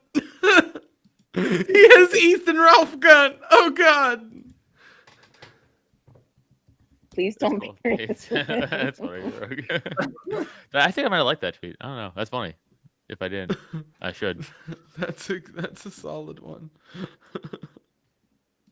Yeah. So no, I have the way that I have been looking at the. Oh, I guess what would I pick? I didn't answer this on morning after either because, oh fuck, I feel like Oh yeah, what's your answer? getting fucked. But by the way, mine's blowing Sarwalk. Unfortunately, it's I less think- embarrassing. I think somehow. fucking Waldenberger That is wasn't the worse hold on. than No, giving head. you're not fucking Waldenberger though. He's Oh, fucking you. Waldenberger's fucking you. Yeah, that's right. Listen, Right. hey, if that was the option, that's the answer. But it wasn't. I had to fucking go between two bad child choices. So I gotta go blow Sarwalk. You kidding me? That's I way think less you gotta. embarrassing I think somehow. you gotta give Sarwark the head. I think I'm Yeah, with. it's I'm with less Adam on this. embarrassing. You can go first though. Okay. That's fair. I answered first, I guess. I should have waited. I should have been so eager to answer. Wait, that might actually be worse for me. I get limp dick Sarwark. Oh, yeah, Well, he's always limp dick Hold on. Sarwark. Never if mind. if I have to make him come to completion, you do too. And that's gonna take way longer for you. So I How about you hit up Ashley Shade and get that going down? stoned. Stoned. Oh God, stoned. So stoned. Stone me. Oh no. Hey. Shannon, buy a porcupine shirt. How dare you? I just noticed you're wearing a Top Lobster shirt. No porcupine shirt. It's fucked up. Okay, Fucked up. it's on my list. Okay, Nutter. But Thank you. can I just point out, What? Nutter? Yeah. Oh yeah, it's my name. Would you write that? Or is that just the name of the cup? I don't know why a cup would have a name. You know what I meant. Nutter loves cock. Oh. Touche. Oh, is that not a dick joke? What is? Nutter loves Chick-fil-A. Oh, Chick-fil-A sucks, dude. It's fucking overrated as fuck. That's why she did it. Yeah, I got it. Got it. I just automatically assume how much I don't like it. And I don't like it. It's that people blow it and it's not that great. That's my point. It's just like whatever. Like It's Sarwark. Yeah, it's like yeah, I'll do it, but like I won't like it. You know, it's like I'll eat Like it, but it. like it's not worth the line. Like it's just not. Like by the way, that fucking Popeyes chicken sandwich, fuck that sandwich in its face. Mhm. Listen, Chick-fil-A. that was better than I could expected. Nutter loves cock.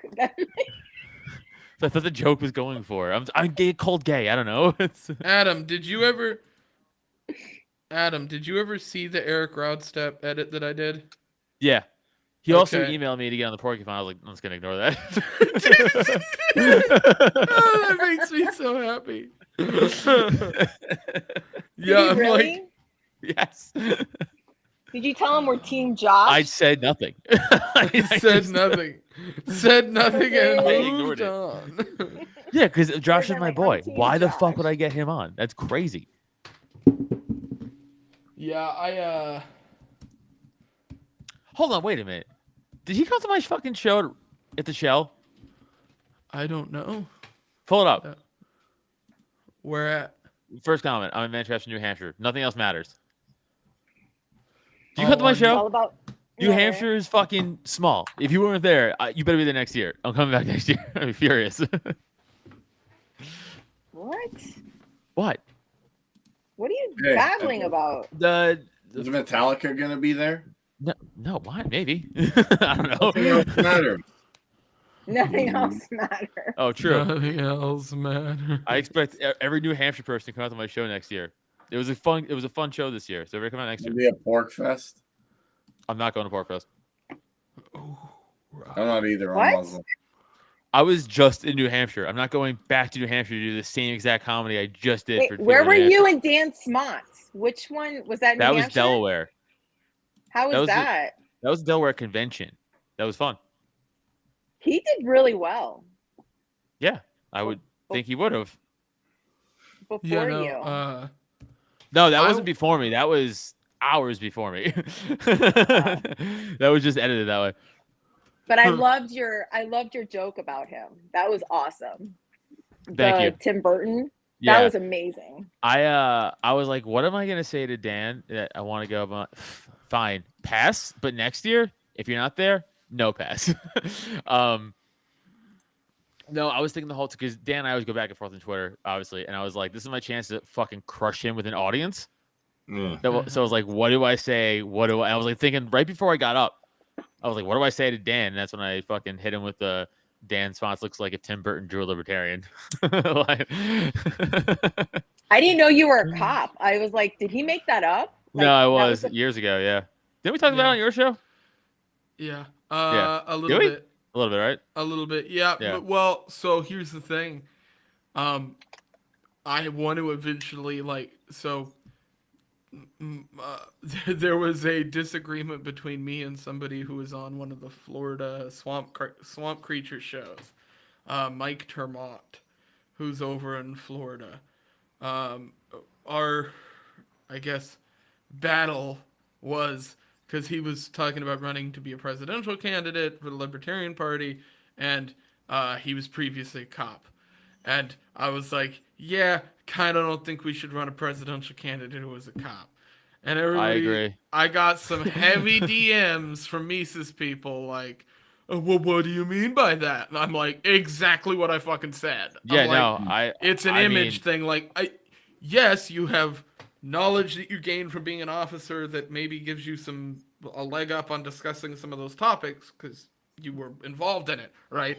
But as far as like, if we're going to run a libertarian candidate for something as big as president or something like that, my belief is it shouldn't be somebody who's connected to law enforcement. But remember when we were talking about the sheriff, about being a sheriff, like how... Right, and if I ran and won and became a sheriff in Florida, I would never run for president of at any point in time. It wouldn't be something that would be in the cards. at Also, that point. sheriff would impact your life way more than president. Yeah. Well, and there is also a difference between a sheriff and a police officer. Sheriff is elected and a police officer isn't. You know, the state is who picks who's becoming a cop. You know, there is some form of election involved in becoming a sheriff that there isn't involved in. The same thing with like being a deputy. A lot of deputies are like semi-elected in some areas. I don't think that happens in Florida, but I know some spots where that's how they do it. So. But yeah, Dan was correct. Adam looks like he turns off his body cam. Ha! Joke's on you. Didn't have him when I was still on the Yeah, job. I know. I was gonna say it was probably long enough to go because people forget that, but body cams weren't universal, and they're still fucking not. Like some Yeah. states, it's not even required for you to turn on a body cam. when I was in the NYPD, it was they had him like they had him as in the country. Yeah, Places but they had weren't him. being used there yet. Not yeah. in the NYPD. They just got him like 4 years ago. Right, like 2 exactly. years It's ago, very recent. Like, yeah. and you know what I think it has a lot to do with? I know they'll never admit to it, but it has a lot to do with cell phones. The cops realized that cell phones were going to become prevalent to the point where a lot of these interactions were going to be on camera anyway, and the only angle they would be on camera is the angle of the person filming. Right. It So only they would needed a help way you to if you're doing your job right. Right. So they Which is needed funny to because refute it. it did. I still know guys on the job, and like they're like a lot of times they would just be standing around, and they would get like someone would be like "fuck you, bitch," and he'd be like "what?" Mhm. like, and then they would make a complaint and be like, "This cop called me fucking whatever," and he'd be Yeah. like, "I was just standing on the corner." I know a guy, a retired cop, who's passed away now. So, but he lived right behind us in Big Lake, and he was standing on a street corner and had a guy drive by and take a fucking hubcap that he had in the back of his car, nail him in the back of the head while he was driving past him, and put him in the hospital for like a week. For no fucking reason. Guy had no reason to do it. It's like, and I'm like, yeah, we need to have resentment for cops, but I also think like a lot of the resentment that was around in the 80s and 90s for cops was different than the resentment that's here Right. now. Whereas now it's about the actions of the cops. Back then it was just resentment for police in general. Right. And I think we're getting back to that, which is scary. Yeah. But, I think also kind of inevitable. Yeah, it was a weird. I mean, it was a weird time. I hated it. Yeah. I hate it so much. I fucking hated it so much. I fucking hated it. Well, I've talked to a lot of law enforcement background people. There's, I know a lot of guys who are in like security and stuff too. And that's just such a different world. You realize how quickly like, oh, you can do kind of the same thing most cops do, but do it in a good way. Because I know guys who are in the security industry, and one of them's still working in Florida, and that's possibly what I might do when I move over there, because he's working and making $28 an hour, and he hangs out at night at a auto body place and watches the place. He gets to carry a gun. What more can you fucking ask for? That's a pretty good setup. I've said before, like when I was, you link up with a few guys who kind of think like you. And they're like, yeah, this is all bullshit, right? And we're like, yeah, it's all bullshit. And then you guys you just kind of policed That's like, the click. Yeah, so you just kind of policed how like you wouldn't liberty like so like we was worried about like assaults and like thefts, like robberies and shit, because don't take people, don't hurt their shit, or don't take people, don't hurt their shit. You know what I meant? Right. So we would just do that. I beat the shit out of this guy. I used to beat the shit out of his wife all the time. It was maybe one of the best days I ever had in my life. Oh, that had been satisfying. Yeah, and like I don't care. Like the state beat the guy up. I don't care. He was beating his wife all the fucking time, and I fucking caught up to me finally. Finally got him. I fucked his shit up. Yeah, fuck yeah.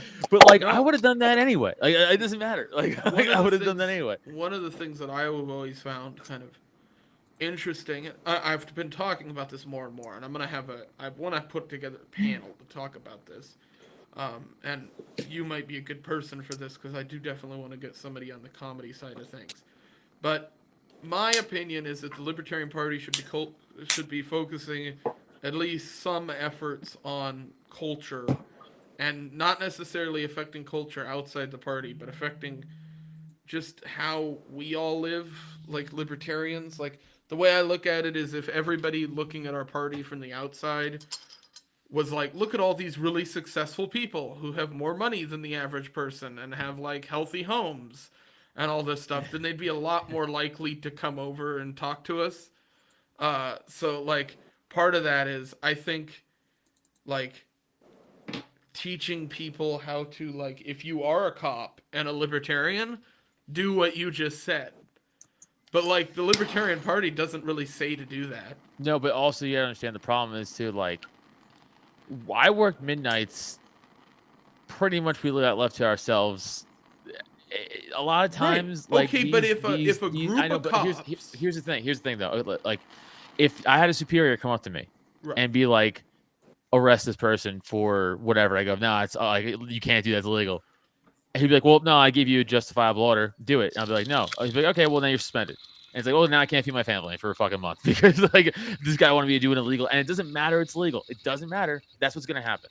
Like you're going to get suspended and they're going to fuck with you and they're not going to take your side. And you can fight it. You can bring in the paper. They brought it. Right. Dude, do you know how many times I was only on the job for 7-8 years. I was 21 to like 27, 28, whatever. And the last 2 years I was out with fucking brain injuries. So like I did really 6 years of the job. Oh, you went the shop route. Well, I had all the brain injuries from football. I had all the brain trauma from MMA, and then I got into 3 big car accidents on that fucking job that put me out. Fuck. So the last 2 years of my whole time there, anyway, I wasn't even physically on the street. I was home, like anybody else. I had zero involvement. I didn't have a gun. I had nothing. They took all my shit. Here's what I'd say. I get what you're saying. Like you can't go over your superior, right? Like, and I understand that.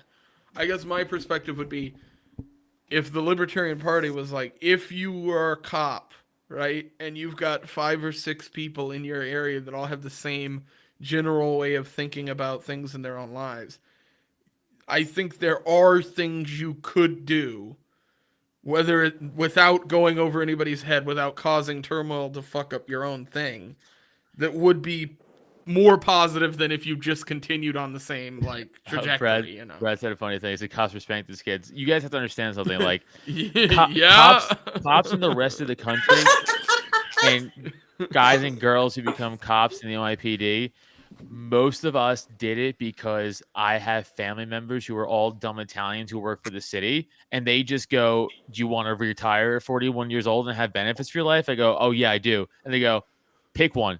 So we used to have a term for That's this. what it was. There was no the term for it was garbage man effect. Yeah. Right?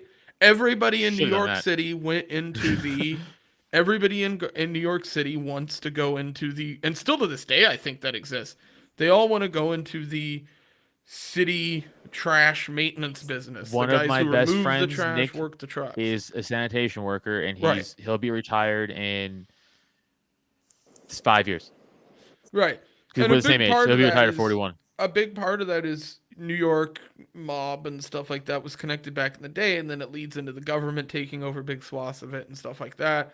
So they have all this infrastructure that was built up by other people, and now they get to just abuse the fuck out of it. New York City, this is how it works in New York City. The sanitation, DSNY, that's sanitation department. It's all city run. There's waste management stuff. I knew the there's certain abbreviation, and I was just trying to think But of it's it. DSNY. Fuck it. And then obviously FDNY, NYPD, those are the big 3 as they call them in New York City, right? Those are the big 3. And I applied for all of them. And the only one that called me back was the police department. No shit. Yeah, truth. Because you know why? Because everyone wants to do the other 2, and no one wants to do the 3rd. Well, because why would you want to do the cop one when you could do just garbage removal? Dumb 21-year-old who's like, oh, because I remember I was doing comedy before that. I was doing comedy at 18. I did comedy before I was a cop. So like, but I wasn't making money. Seen it? Have you ever seen? I've seen like the banquet videos and stuff are fucking hilarious. Yeah, no, it's fucking so my friend Nick, and he doesn't even like work. Like he just calls out all the time. Like it's wild. You like, know what in other trouble and industry not is really like though. that? Like it's just Because I do auditing, and so I'm in a few group chats with like a couple groups of people in Anchorage who I was buddies with who went into similar accounting industries. And there's one guy in particular who is like gonna retire at like 45, 46. The dude's been like a city accountant for like 8 different counties across like 3 states. He just moves, and every time he moves to a new state, he just becomes that county's city accountant, gets paid like $55,000 a year plus fucking benefits on the government benefits, and then just is going to retire at a super young age. And then he gets like some stipend where they're going to give him money every month through the union thing once you retire. And it's like, holy fucking shit. it's wild. Like, this is it's insane. wild. Dude. It's ran like the mob. Like they legit run it like the mob still. Dude, the FDNY guys, like they get heralded for 9/11, but like no one tells you. They had a lot of those guys died with other people's shit stuffed in their fucking jacket pockets. Yeah. So welcome to the truth. So I want to find this now and put it out on Twitter. I will try. but this was an actual story that I read that had links and proof and everything on Reddit. But it was this guy who got it was a photograph of like where a bunch of people had like been hit by rubble and killed during 9/11, and it happened to be a bunch of sanitation people that were involved in that area, and they were like pointing out where all of them had died. And one of these random commenters starts losing it because he sees what he believes is his shit there, and he's talking about how he was robbed the night that 9/11 happened, and he chronicles his story of 9/11 about how Okay. I came home after they told me it was over. It was 3 hours after we were allowed back in. They opened the road back up. I went up to my fucking apartment and somebody had cleared out my bedroom and living room. Yes, And then dude. he's seeing this photo years later on Reddit and goes, "That's Oh, shit, my that's really fucking funny. container." That's really funny. Like, But listen to me. I have two stories for you guys. That's 100% true. A lot of those guys, when they were going up the towers and people were already dead, they were literally pulling watches off dead people in their wallets and stuffing them in Yeah. their fucking pockets. Which, by the way, whatever. But like, yeah, I'm don't gonna be fucking- real about it. No, that's fine. But don't claim this fucking I'm an angel. Fuck you. You're stealing. Okay. Yeah, So you're doing what okay. you're doing. Yeah. Okay. So which is whatever. Fine. They ain't gonna use it. They're dead. Well, But second thing is, you know that hold on 1 second, Kareem. I'm going to my train of thought. I have brain trauma. Oh, the second thing is, I'm from Staten Island, and I was a sophomore in high school. This happened, but my neighbor, he was a cop at the time, and they reopened the Staten Island dump. It was closed down, but they reopened the land for it to bring all of the not all of it, a lot of the rubble from the towers out to Staten Island to sift for body parts. And my neighbor and a whole team of cops 24/7, their job for months were to sift through body parts of rubble. And it's fucking horrifying. And it's an awful thing they have to do. And they would find firefighters with just loads of fucking shit on them.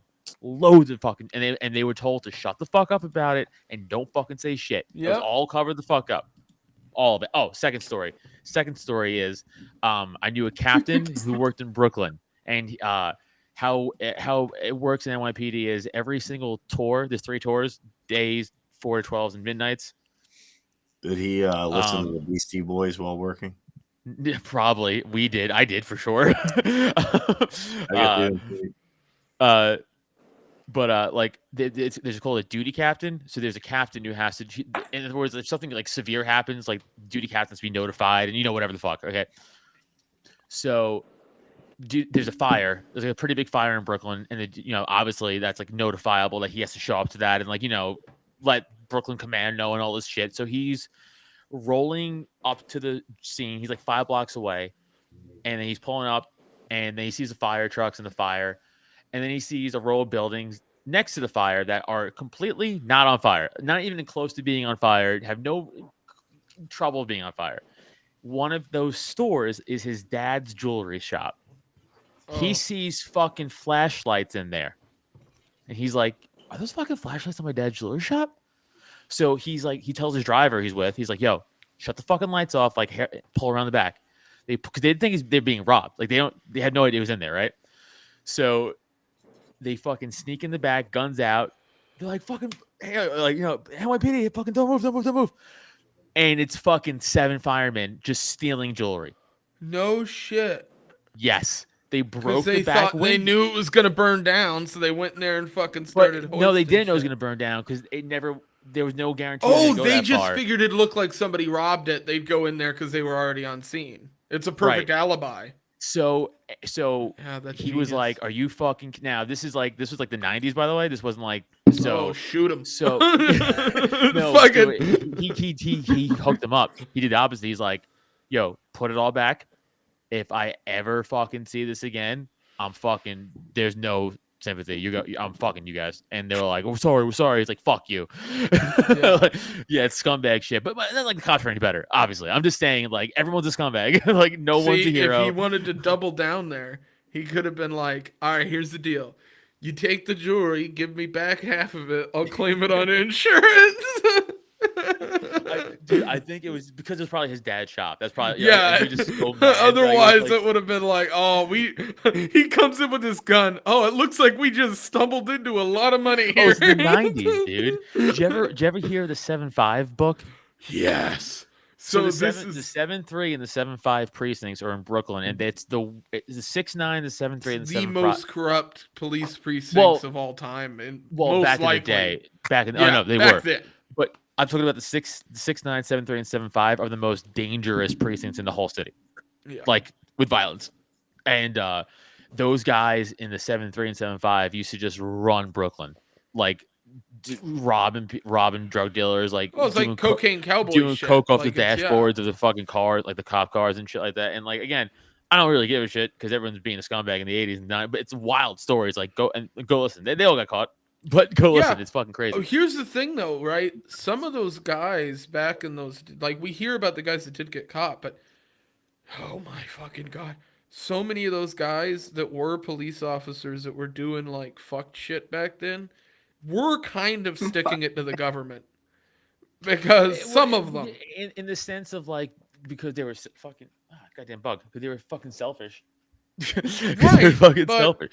That's for why instance, like- it wasn't like a moral like libertarian philosophy of like fuck the government. I was like, no, I just wanna do this for absolutely myself. not, absolutely not. They were fucking, they were pillaging. Yeah. But So would they have been known as the pre-libertarians, like instead of the post-libertarians? Yeah, kind of. And then the other guy's like, that's kind of a good idea. the pre-cum libertarians.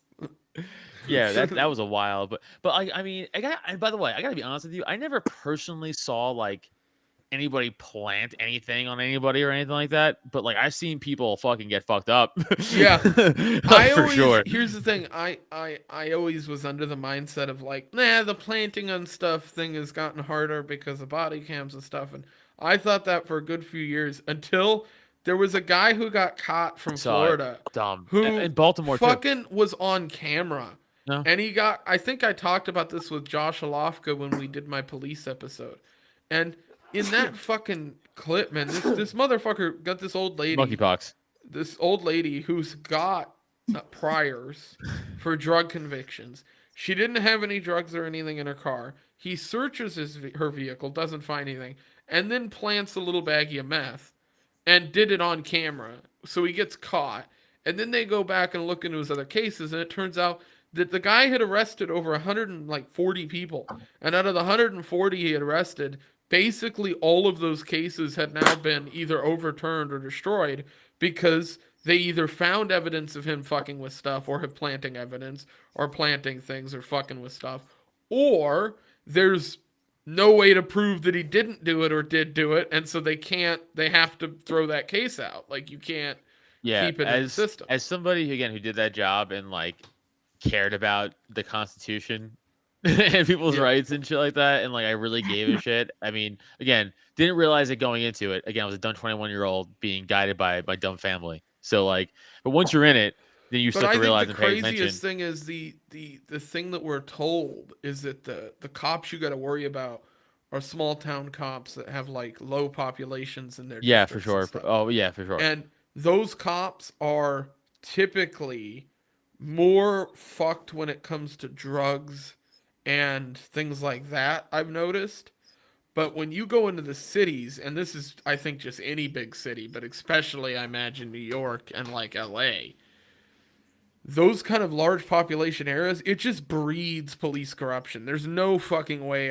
I don't think you're ever gonna really be able to get rid of it. No, I'm sure there are I'm sure there are plenty of units. And by the way, NYPD in who are doing shady shit. Ancapistan, with all the private police in the world, you'll still have the They'll have same shit corruption, happening. of course. It doesn't matter. You're gonna It's have cops that run collection fucking gambits. Of course. And all that shit.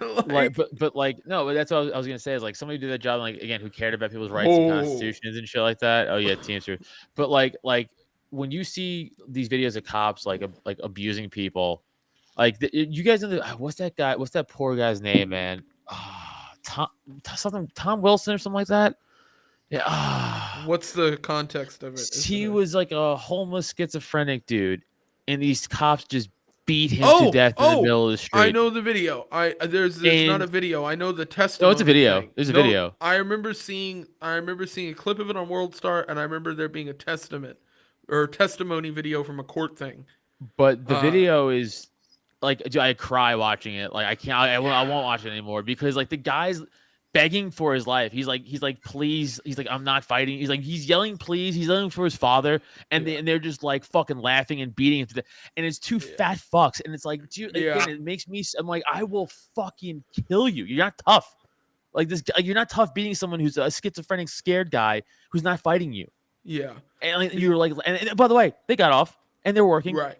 Yeah. Well, here's the even more fucked up thing about it is the justice system is so fucked that not only will those cops get off for murdering people, but people who aren't cops who murder people will get off because the dirty cops around the cases will fuck things up and do things incorrectly because they're constantly in the mindset of fucking doing things incorrectly and illegally. Do you guys see the video of that fucking this female chick, a cop, like pulls her sergeant off some dude to like save his ass? I've seen that. And fucking chokes her. And chokes her. Who the fuck are you? Dude punched. First of all, dude tase him and arrest him because that's assault. The chick legally under their own code, and I did read this. Legally under their own assault codes, she could have literally pulled her service weapon out and domed him there. 100%. Could have shot her sergeant in the head, and it would have been legal in the court's eyes because that's crazy. He grabbed her throat. You feared for your life. There is. I will admit this every day. Anytime, I will 100% admit this. There is not with everybody. And again, NYPD is a very diverse, and I say diverse. When I say diverse, I mean in literally every fucking facet of the imagination. The NYPD is the most diverse police department in the world. Like there is everybody. There are precincts that are just white people. There are precincts that are just fucking like pretty much black cops. Like it's wild. Like it's everything in between. Where's I going with this? Hold on. We need Jackman to come on here and do impressions of all the people who are members of the NYPD. Oh, that's where I was going with it. But like, so like again, I got into it because like I just was like, oh, I need a job, like whatever the fuck. But there are some guys who get into it because they were bullied. Yeah, and, like I was bullied, but like I also learned how to fight and learned how to deal with bullies.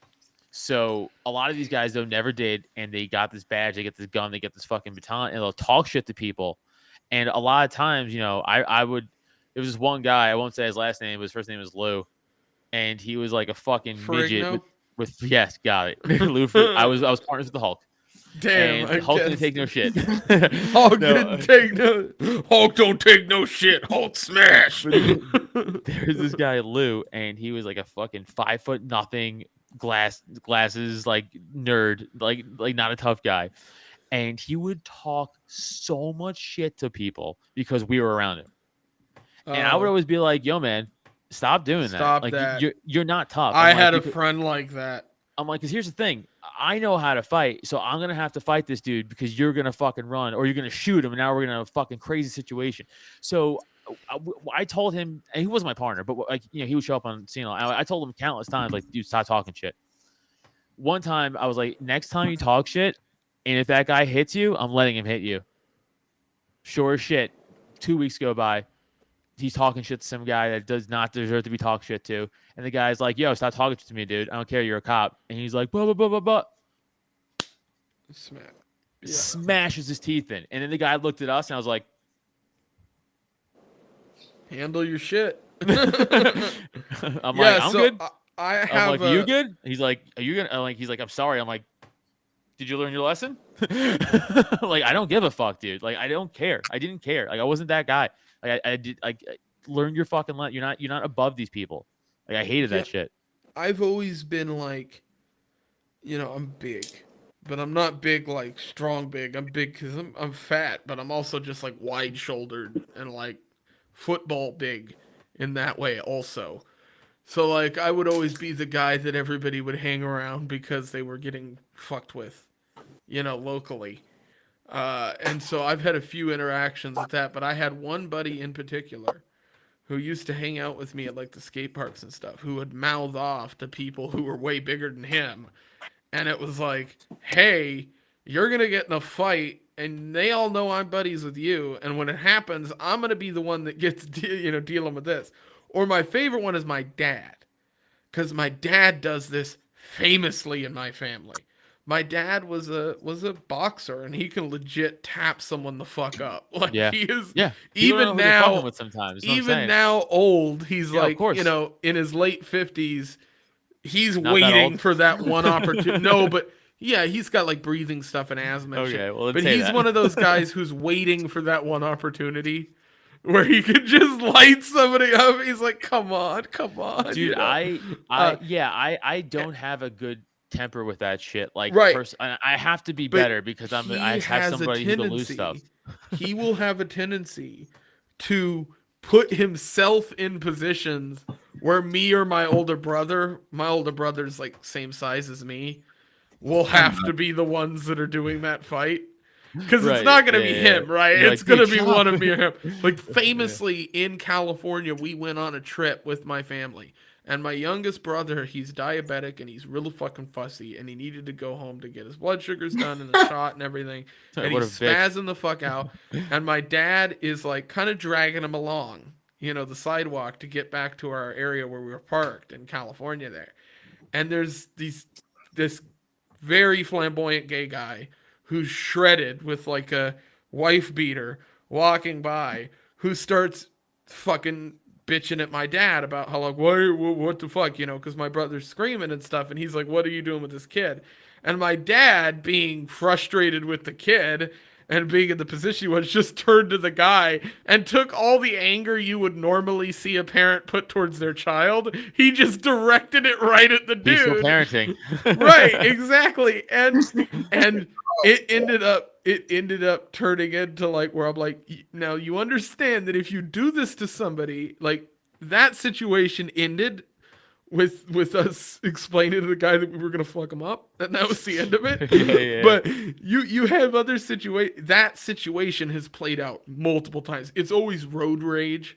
That happens with him all the time. Oh, I got a lot Something better will at road piss rage, him off, actually. and he'll be like, "Oh, I'm gonna fucking follow behind this motherfucker, and then you guys are gonna get out of the car." And it's always your war. You Yeah. guys, and I'm like, "Yeah, I will." Like that's the truth. Like if I'm put in that position, it's my dad. I'm gonna fuck him up. Like you just point me in their direction. But No, I have to get better with my temper too, because like it's like again, cause I'm not starting shit. I'm just trying to live my fucking like I'm just trying to enjoy myself, and like I was visiting my parents, and I took a walk with my dad and their dog, and out of nowhere, this guy just comes out of his house. He's like, "Yo, your dog shit on my lawn," and he didn't, at all. And my dad dog was like, innocent. Objection. Hearsay. and my dad was like, "What?" And he's to like, my "Yeah, house your dog shit on my lawn." And my dad was like, "No, man, Did he have an really Indian didn't." voice? What? Did he have? Your dog shit on my lawn? An Indian No. voice. I as a white man will not be doing that accent. You can do that accent all you want. Yeah, I told you because you got canceled. Yeah, fuck yeah. But the guy was like, so I'm just standing here like, and I'm like, okay, this guy says one more thing, I'm gonna go from 0 to 100. Yeah. Like, there's zero build up. I'm just gonna blow up. So the guy was like, clean it up, and then I went, hey man, I'll fucking kill you. And he went, what? I went, I'll fucking kill you. Like, this isn't a joke. Shut your fucking mouth. I'll fucking kill you. And he was like, okay. And I was like, yeah, go back in your fucking house. Like, and my dad was like, yo, like, well, yeah, extreme, sure, but like, fuck this guy. No, like, that's also like it's not that extreme. That's just putting it into the situation. Violate the NAP. That's actually Here's the other thing too. Nah, is I in don't. this- Also, I don't really respect the NAP fully. So, like, I talked about this a lot. I've been talking about this on my podcast a lot. Like, I don't value it just as is. Like, if you're coming out of your house and you're just you're yelling at my father, and then you're insinuating he's doing something, and you're being rude about it, I'm gonna defend my dad, and I don't care what I say. You're starting this altercation. I'm not. Right. So that's not here's violent. here's And how you're, like, I've heard this swinging. explained, and I will say this is that the problem with the NAP isn't, in my opinion, the principle itself. It's the way people apply it. I actually agree with Adam's take on this, but I think the NAP works in the way that you're saying. I think it can Right. be applied to work in that Yeah, scenario. I'm talking. Yeah, you know what? I should have. Sorry, I've been talking about my own podcast a lot, so I don't want to like beat the fucking horse. No, but this like, might be that. Yeah, I think that's one But way no, to. One, but I have described it like that before. It's like yes, it's like it's the way you apply it. Like it shouldn't be the end all be all rule of like everything. It should be like no. Like again, like child abuse, right? Like if you see a parent hitting their child, smacking their child, or not smacking, but like hitting their child, like people be like, well, that's technically their property, dude. That's a fucking. I don't care. Like it's a kid. Like it's a human Right, life. yeah. I don't give a Yeah, fuck. Like I don't look at people as property. I mean, maybe no, but that's an argument. When I was fighting all That the is, yeah. Mises Caucus people in the Mises Caucus group chat, not group chat, Facebook group. That's what they were saying. That's what they were saying. They were saying, argument. well, they're my property. I was like, are you guys fucking Mises Caucus libertarians? You're saying they're property? That's fucking crazy. yeah.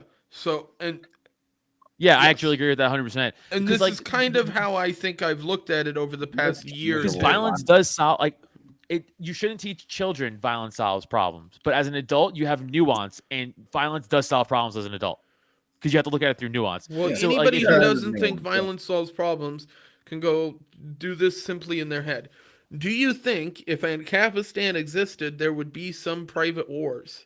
Of course, Right. So then Yeah. violence, obviously, at some point, is going to solve problems. right? Like whether that's in the it's- household or on a larger 'cause, like, scale, it's still there. Here's a simple way of if let's say I'm walking my dog, another guy walks his dog, and his dog gets aggressive with my dog, and I'm like, oh, sorry, or whatever. Even though his dog was aggressive, I'm still gonna not get. I'm like, oh, sorry, and he goes like, yo, fuck you. I fuck that guy up. Yeah. Well, or how about you You're take it to this supporting him, extent? not like just a fuck you, but like like an aggressive fuck you. Like, what are you gonna fucking do? But like, if he keeps pushing, like, all right, well, I'm gonna win. I'm gonna start. Like, I'm not gonna wait. Right. Yeah, Like- I'm fully on board with you there. And here's another way to look at it, right? Solve the Say you're problem, walking like- down the street and some guy calls out your shit and he pushes you and shoves you or pulls out a knife or fucking threatens you and you pull out a gun, right? And just blow Solves the his problem. brains out. Right, problem Like, solved. That's a problem that was just solved with an awful lot of fucking violence. About 180 grains of violence. Like, no, so- libertarians are.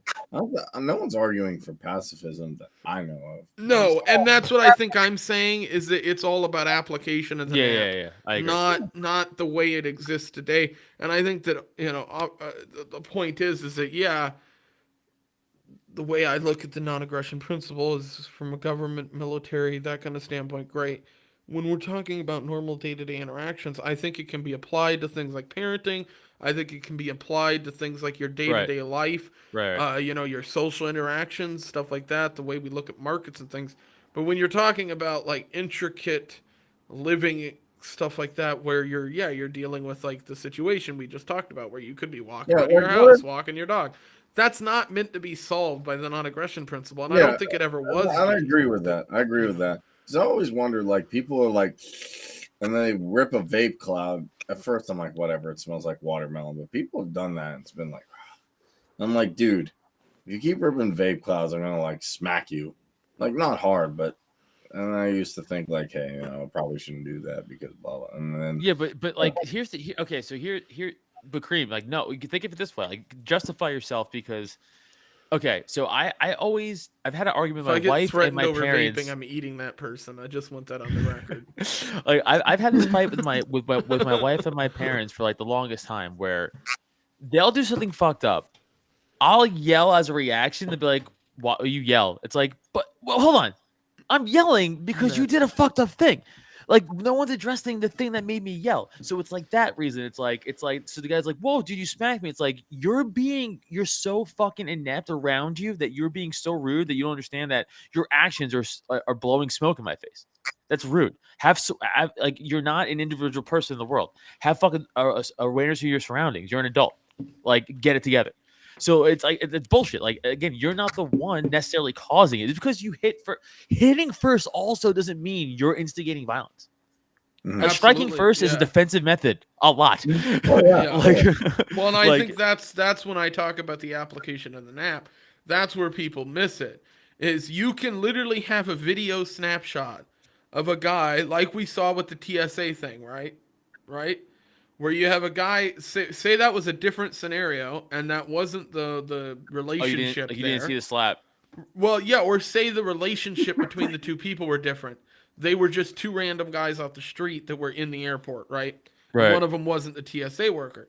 Well, from a libertarian standpoint, the guy who hit him first, you're like, oh, well, that's the trans. But there could have been something that happened before there where True. the other guy was like, I'm going to come in your mom's mouth and, bitch slap your sister, that could have more instigated the interaction previously. And to me, yeah, that would change the way that I look at that interaction from my perspective. Now, from a legal perspective, It doesn't we could matter. talk I about know, a different thing. It's because they But don't care. those are two different things. Right, One's because moral and one's not. Here's the thing: if I'm at a restaurant or we're walking through a door with my wife, and someone's like, "We looking at bitch?" I'm knocking that. Like, there's zero. Hey, right. Zero discuss. He's getting either choked out or knocked out without a hesitation, and I'm going to jail. Yeah. But I don't give a fuck. Right. Like you're that's you're willing to trade. We one learned for a the valuable other. lesson. Don't Right. talk shit because you don't know who you. That's what I'm saying. I take risks when I talk about all these stories. Hey, in that's life, the free market of bail money, motherfucker. True. But like when I talk about like all these encounters I have in the public, and some get crazy, and I get I'm taking a calculated risk because I have 10 years of MMA to back me up. I'm taking the risk that you don't. Right? And if you do, then we're gonna have a good fight.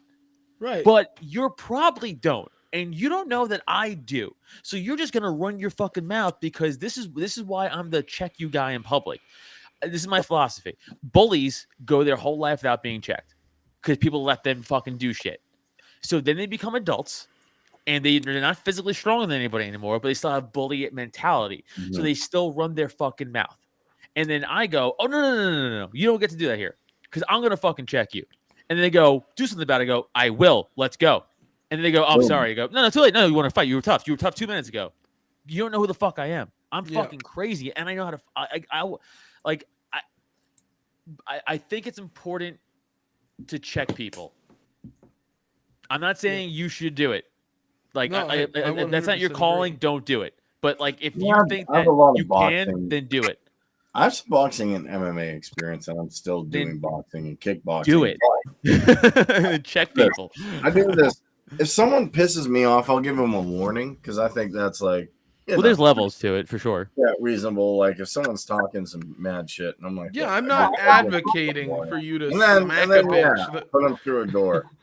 I'm not advocating to smack a bitch if they walk up to you and say something nasty. You could say, hey, what the fuck's wrong with you? Shut the fuck up. But if they then persist, I don't necessarily have a problem with you popping that person in the mouth. Okay, the scenario I just gave about my wife. If the same dude was like, to me, what are you looking at, bitch? I'd be like, I don't really care. Like, this isn't worth a fight to me, right? Like, I don't care about this. Like, I'm bigger than you calling me a bitch. But then if he then continued to do it. But if he didn't let it go and got on my face, then I'm hitting him. If he did it to my wife, I'm hitting him. See, there's levels to it. Like, it's also how much you care, right? If maybe 25-year-old Adam, if you call me a bitch right away, I would have flipped it. 35-year-old Adam's a little more sane and a little calmer. So I've been like, dude, I don't have a problem with you. Like, what are you doing? Like, I don't care about this. Like, you know what I'm saying? But if he was like, fucking bitch, fucking do something, and he's still in my face, and he's like, well, now I gotta do something. Yeah, this is crazy long. This is 2.5 hours long. All right. We can head out, guys. I think this is probably a good way to end it anyway. It's been a long show and a fun show. We will take it back up next week, next Monday, and I should have a show up tomorrow as well. That'll be more of a solo thing. So I will catch you guys all later. If you want to plug, anybody wants to plug any more stuff before. Oh yeah, I have a bunch of fuck. I mean, like no one's listening to this anymore. But wait, guys, listen. Still, wait. Well, you plugged earlier. You plugged at the beginning of it when we had 10 in. So I have a bunch of show dates. Oh shit. Well, I'll put it out on Twitter. All right, yeah, cool. This but for people who are still listening live, hold on. This Saturday, Memorial Day, I'll be at the FOE Club up in Bethlehem, Pennsylvania, 8 p.m. show. I think tickets are at the door. I think it's not my show, so I think tickets are only at the door. Then June 14th, I'm at Helium in Philly. Probably actually later than that, probably 9 p.m. I think, or 8:30 p.m. I'm not sure the time, but around there. So check that out if you guys are in town. Then that Saturday, that's a 18th or 16th around there. We're a monthly show back at the Pop-In, Chalfont, Pennsylvania. Tickets are available, droptent.com/events. And then July 16th, I'm back at the Stand in New York City, 9 p.m. show. That's awesome. And that's it for now. I might be doing the Whiskey Rebellion with Robbie Bernstein in PA, in the western part of PA, July 9th and 10th. Possibly. Is it the real Rescue Rebellion? It's like the whatever they're doing. It's like All right. it's like the fucking one that like Portillo's doing. Oh, okay. I know what that is. That's cool. Yeah, so I think Robbie and I are doing that. And Blaze Gagakis, who's my opener. I think we're doing it that weekend. It's comedy and podcasts and stuff like that. Yeah. What about Florida? I Come on, gotta Nutter. find a venue. I don't have a venue. I told you. Man, if Oh everything shit, works, that's right. one. You fucking did. No, they might. But I want to do it on a weekend. They won't have it on If a weekend. the fucking No, because I clown want to do. can Because here's it. the thing. I want to do it. I want to do it on Friday or Saturday, so everybody can come out, and I get all the Mises Caucus people in Florida to come out. When are if you moving, there's- Leighton? So here's the thing. I have to move out of this apartment in August, and I got to figure out what to do. So it might be sooner than later, actually. But what I'm kind of looking at is maybe the possibility of renting a place where I could also hold events, because that's something I have You experience fucking do in. that. Yeah, but And like, it would don't be get too much out there, Leighton. it would don't be put too dope much as out there. shit to be able to have like a monthly event in Florida, or like a every 2 week like event where there was like stand up and some live podcasts. All right, and I gotta get down to drinks Florida. and Would, shit. Magoo, would you go to Florida from Atlanta? Is that too far? I don't know how it works. I also don't know if the Georgia Mises Caucus fucks with me or not. I think they do, but I don't know if they do or not. Yeah, That's dude. how you have to get my fan base.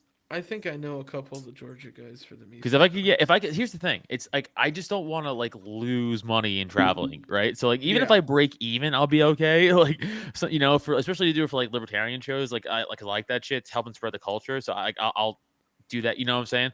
But like I don't want to just lose money to fucking. That'd be crazy. So if I could guarantee a show of at least like fucking 50 people, like if some ticket sales, then I'm fine. Yeah. Mhm. And that's about I've been looking at everything. and Oh, kind of Jesus. and stuff. All right. Is everybody good? I Yep. think so. All right. Peace. We'll see you guys in the next episode, and take it easy.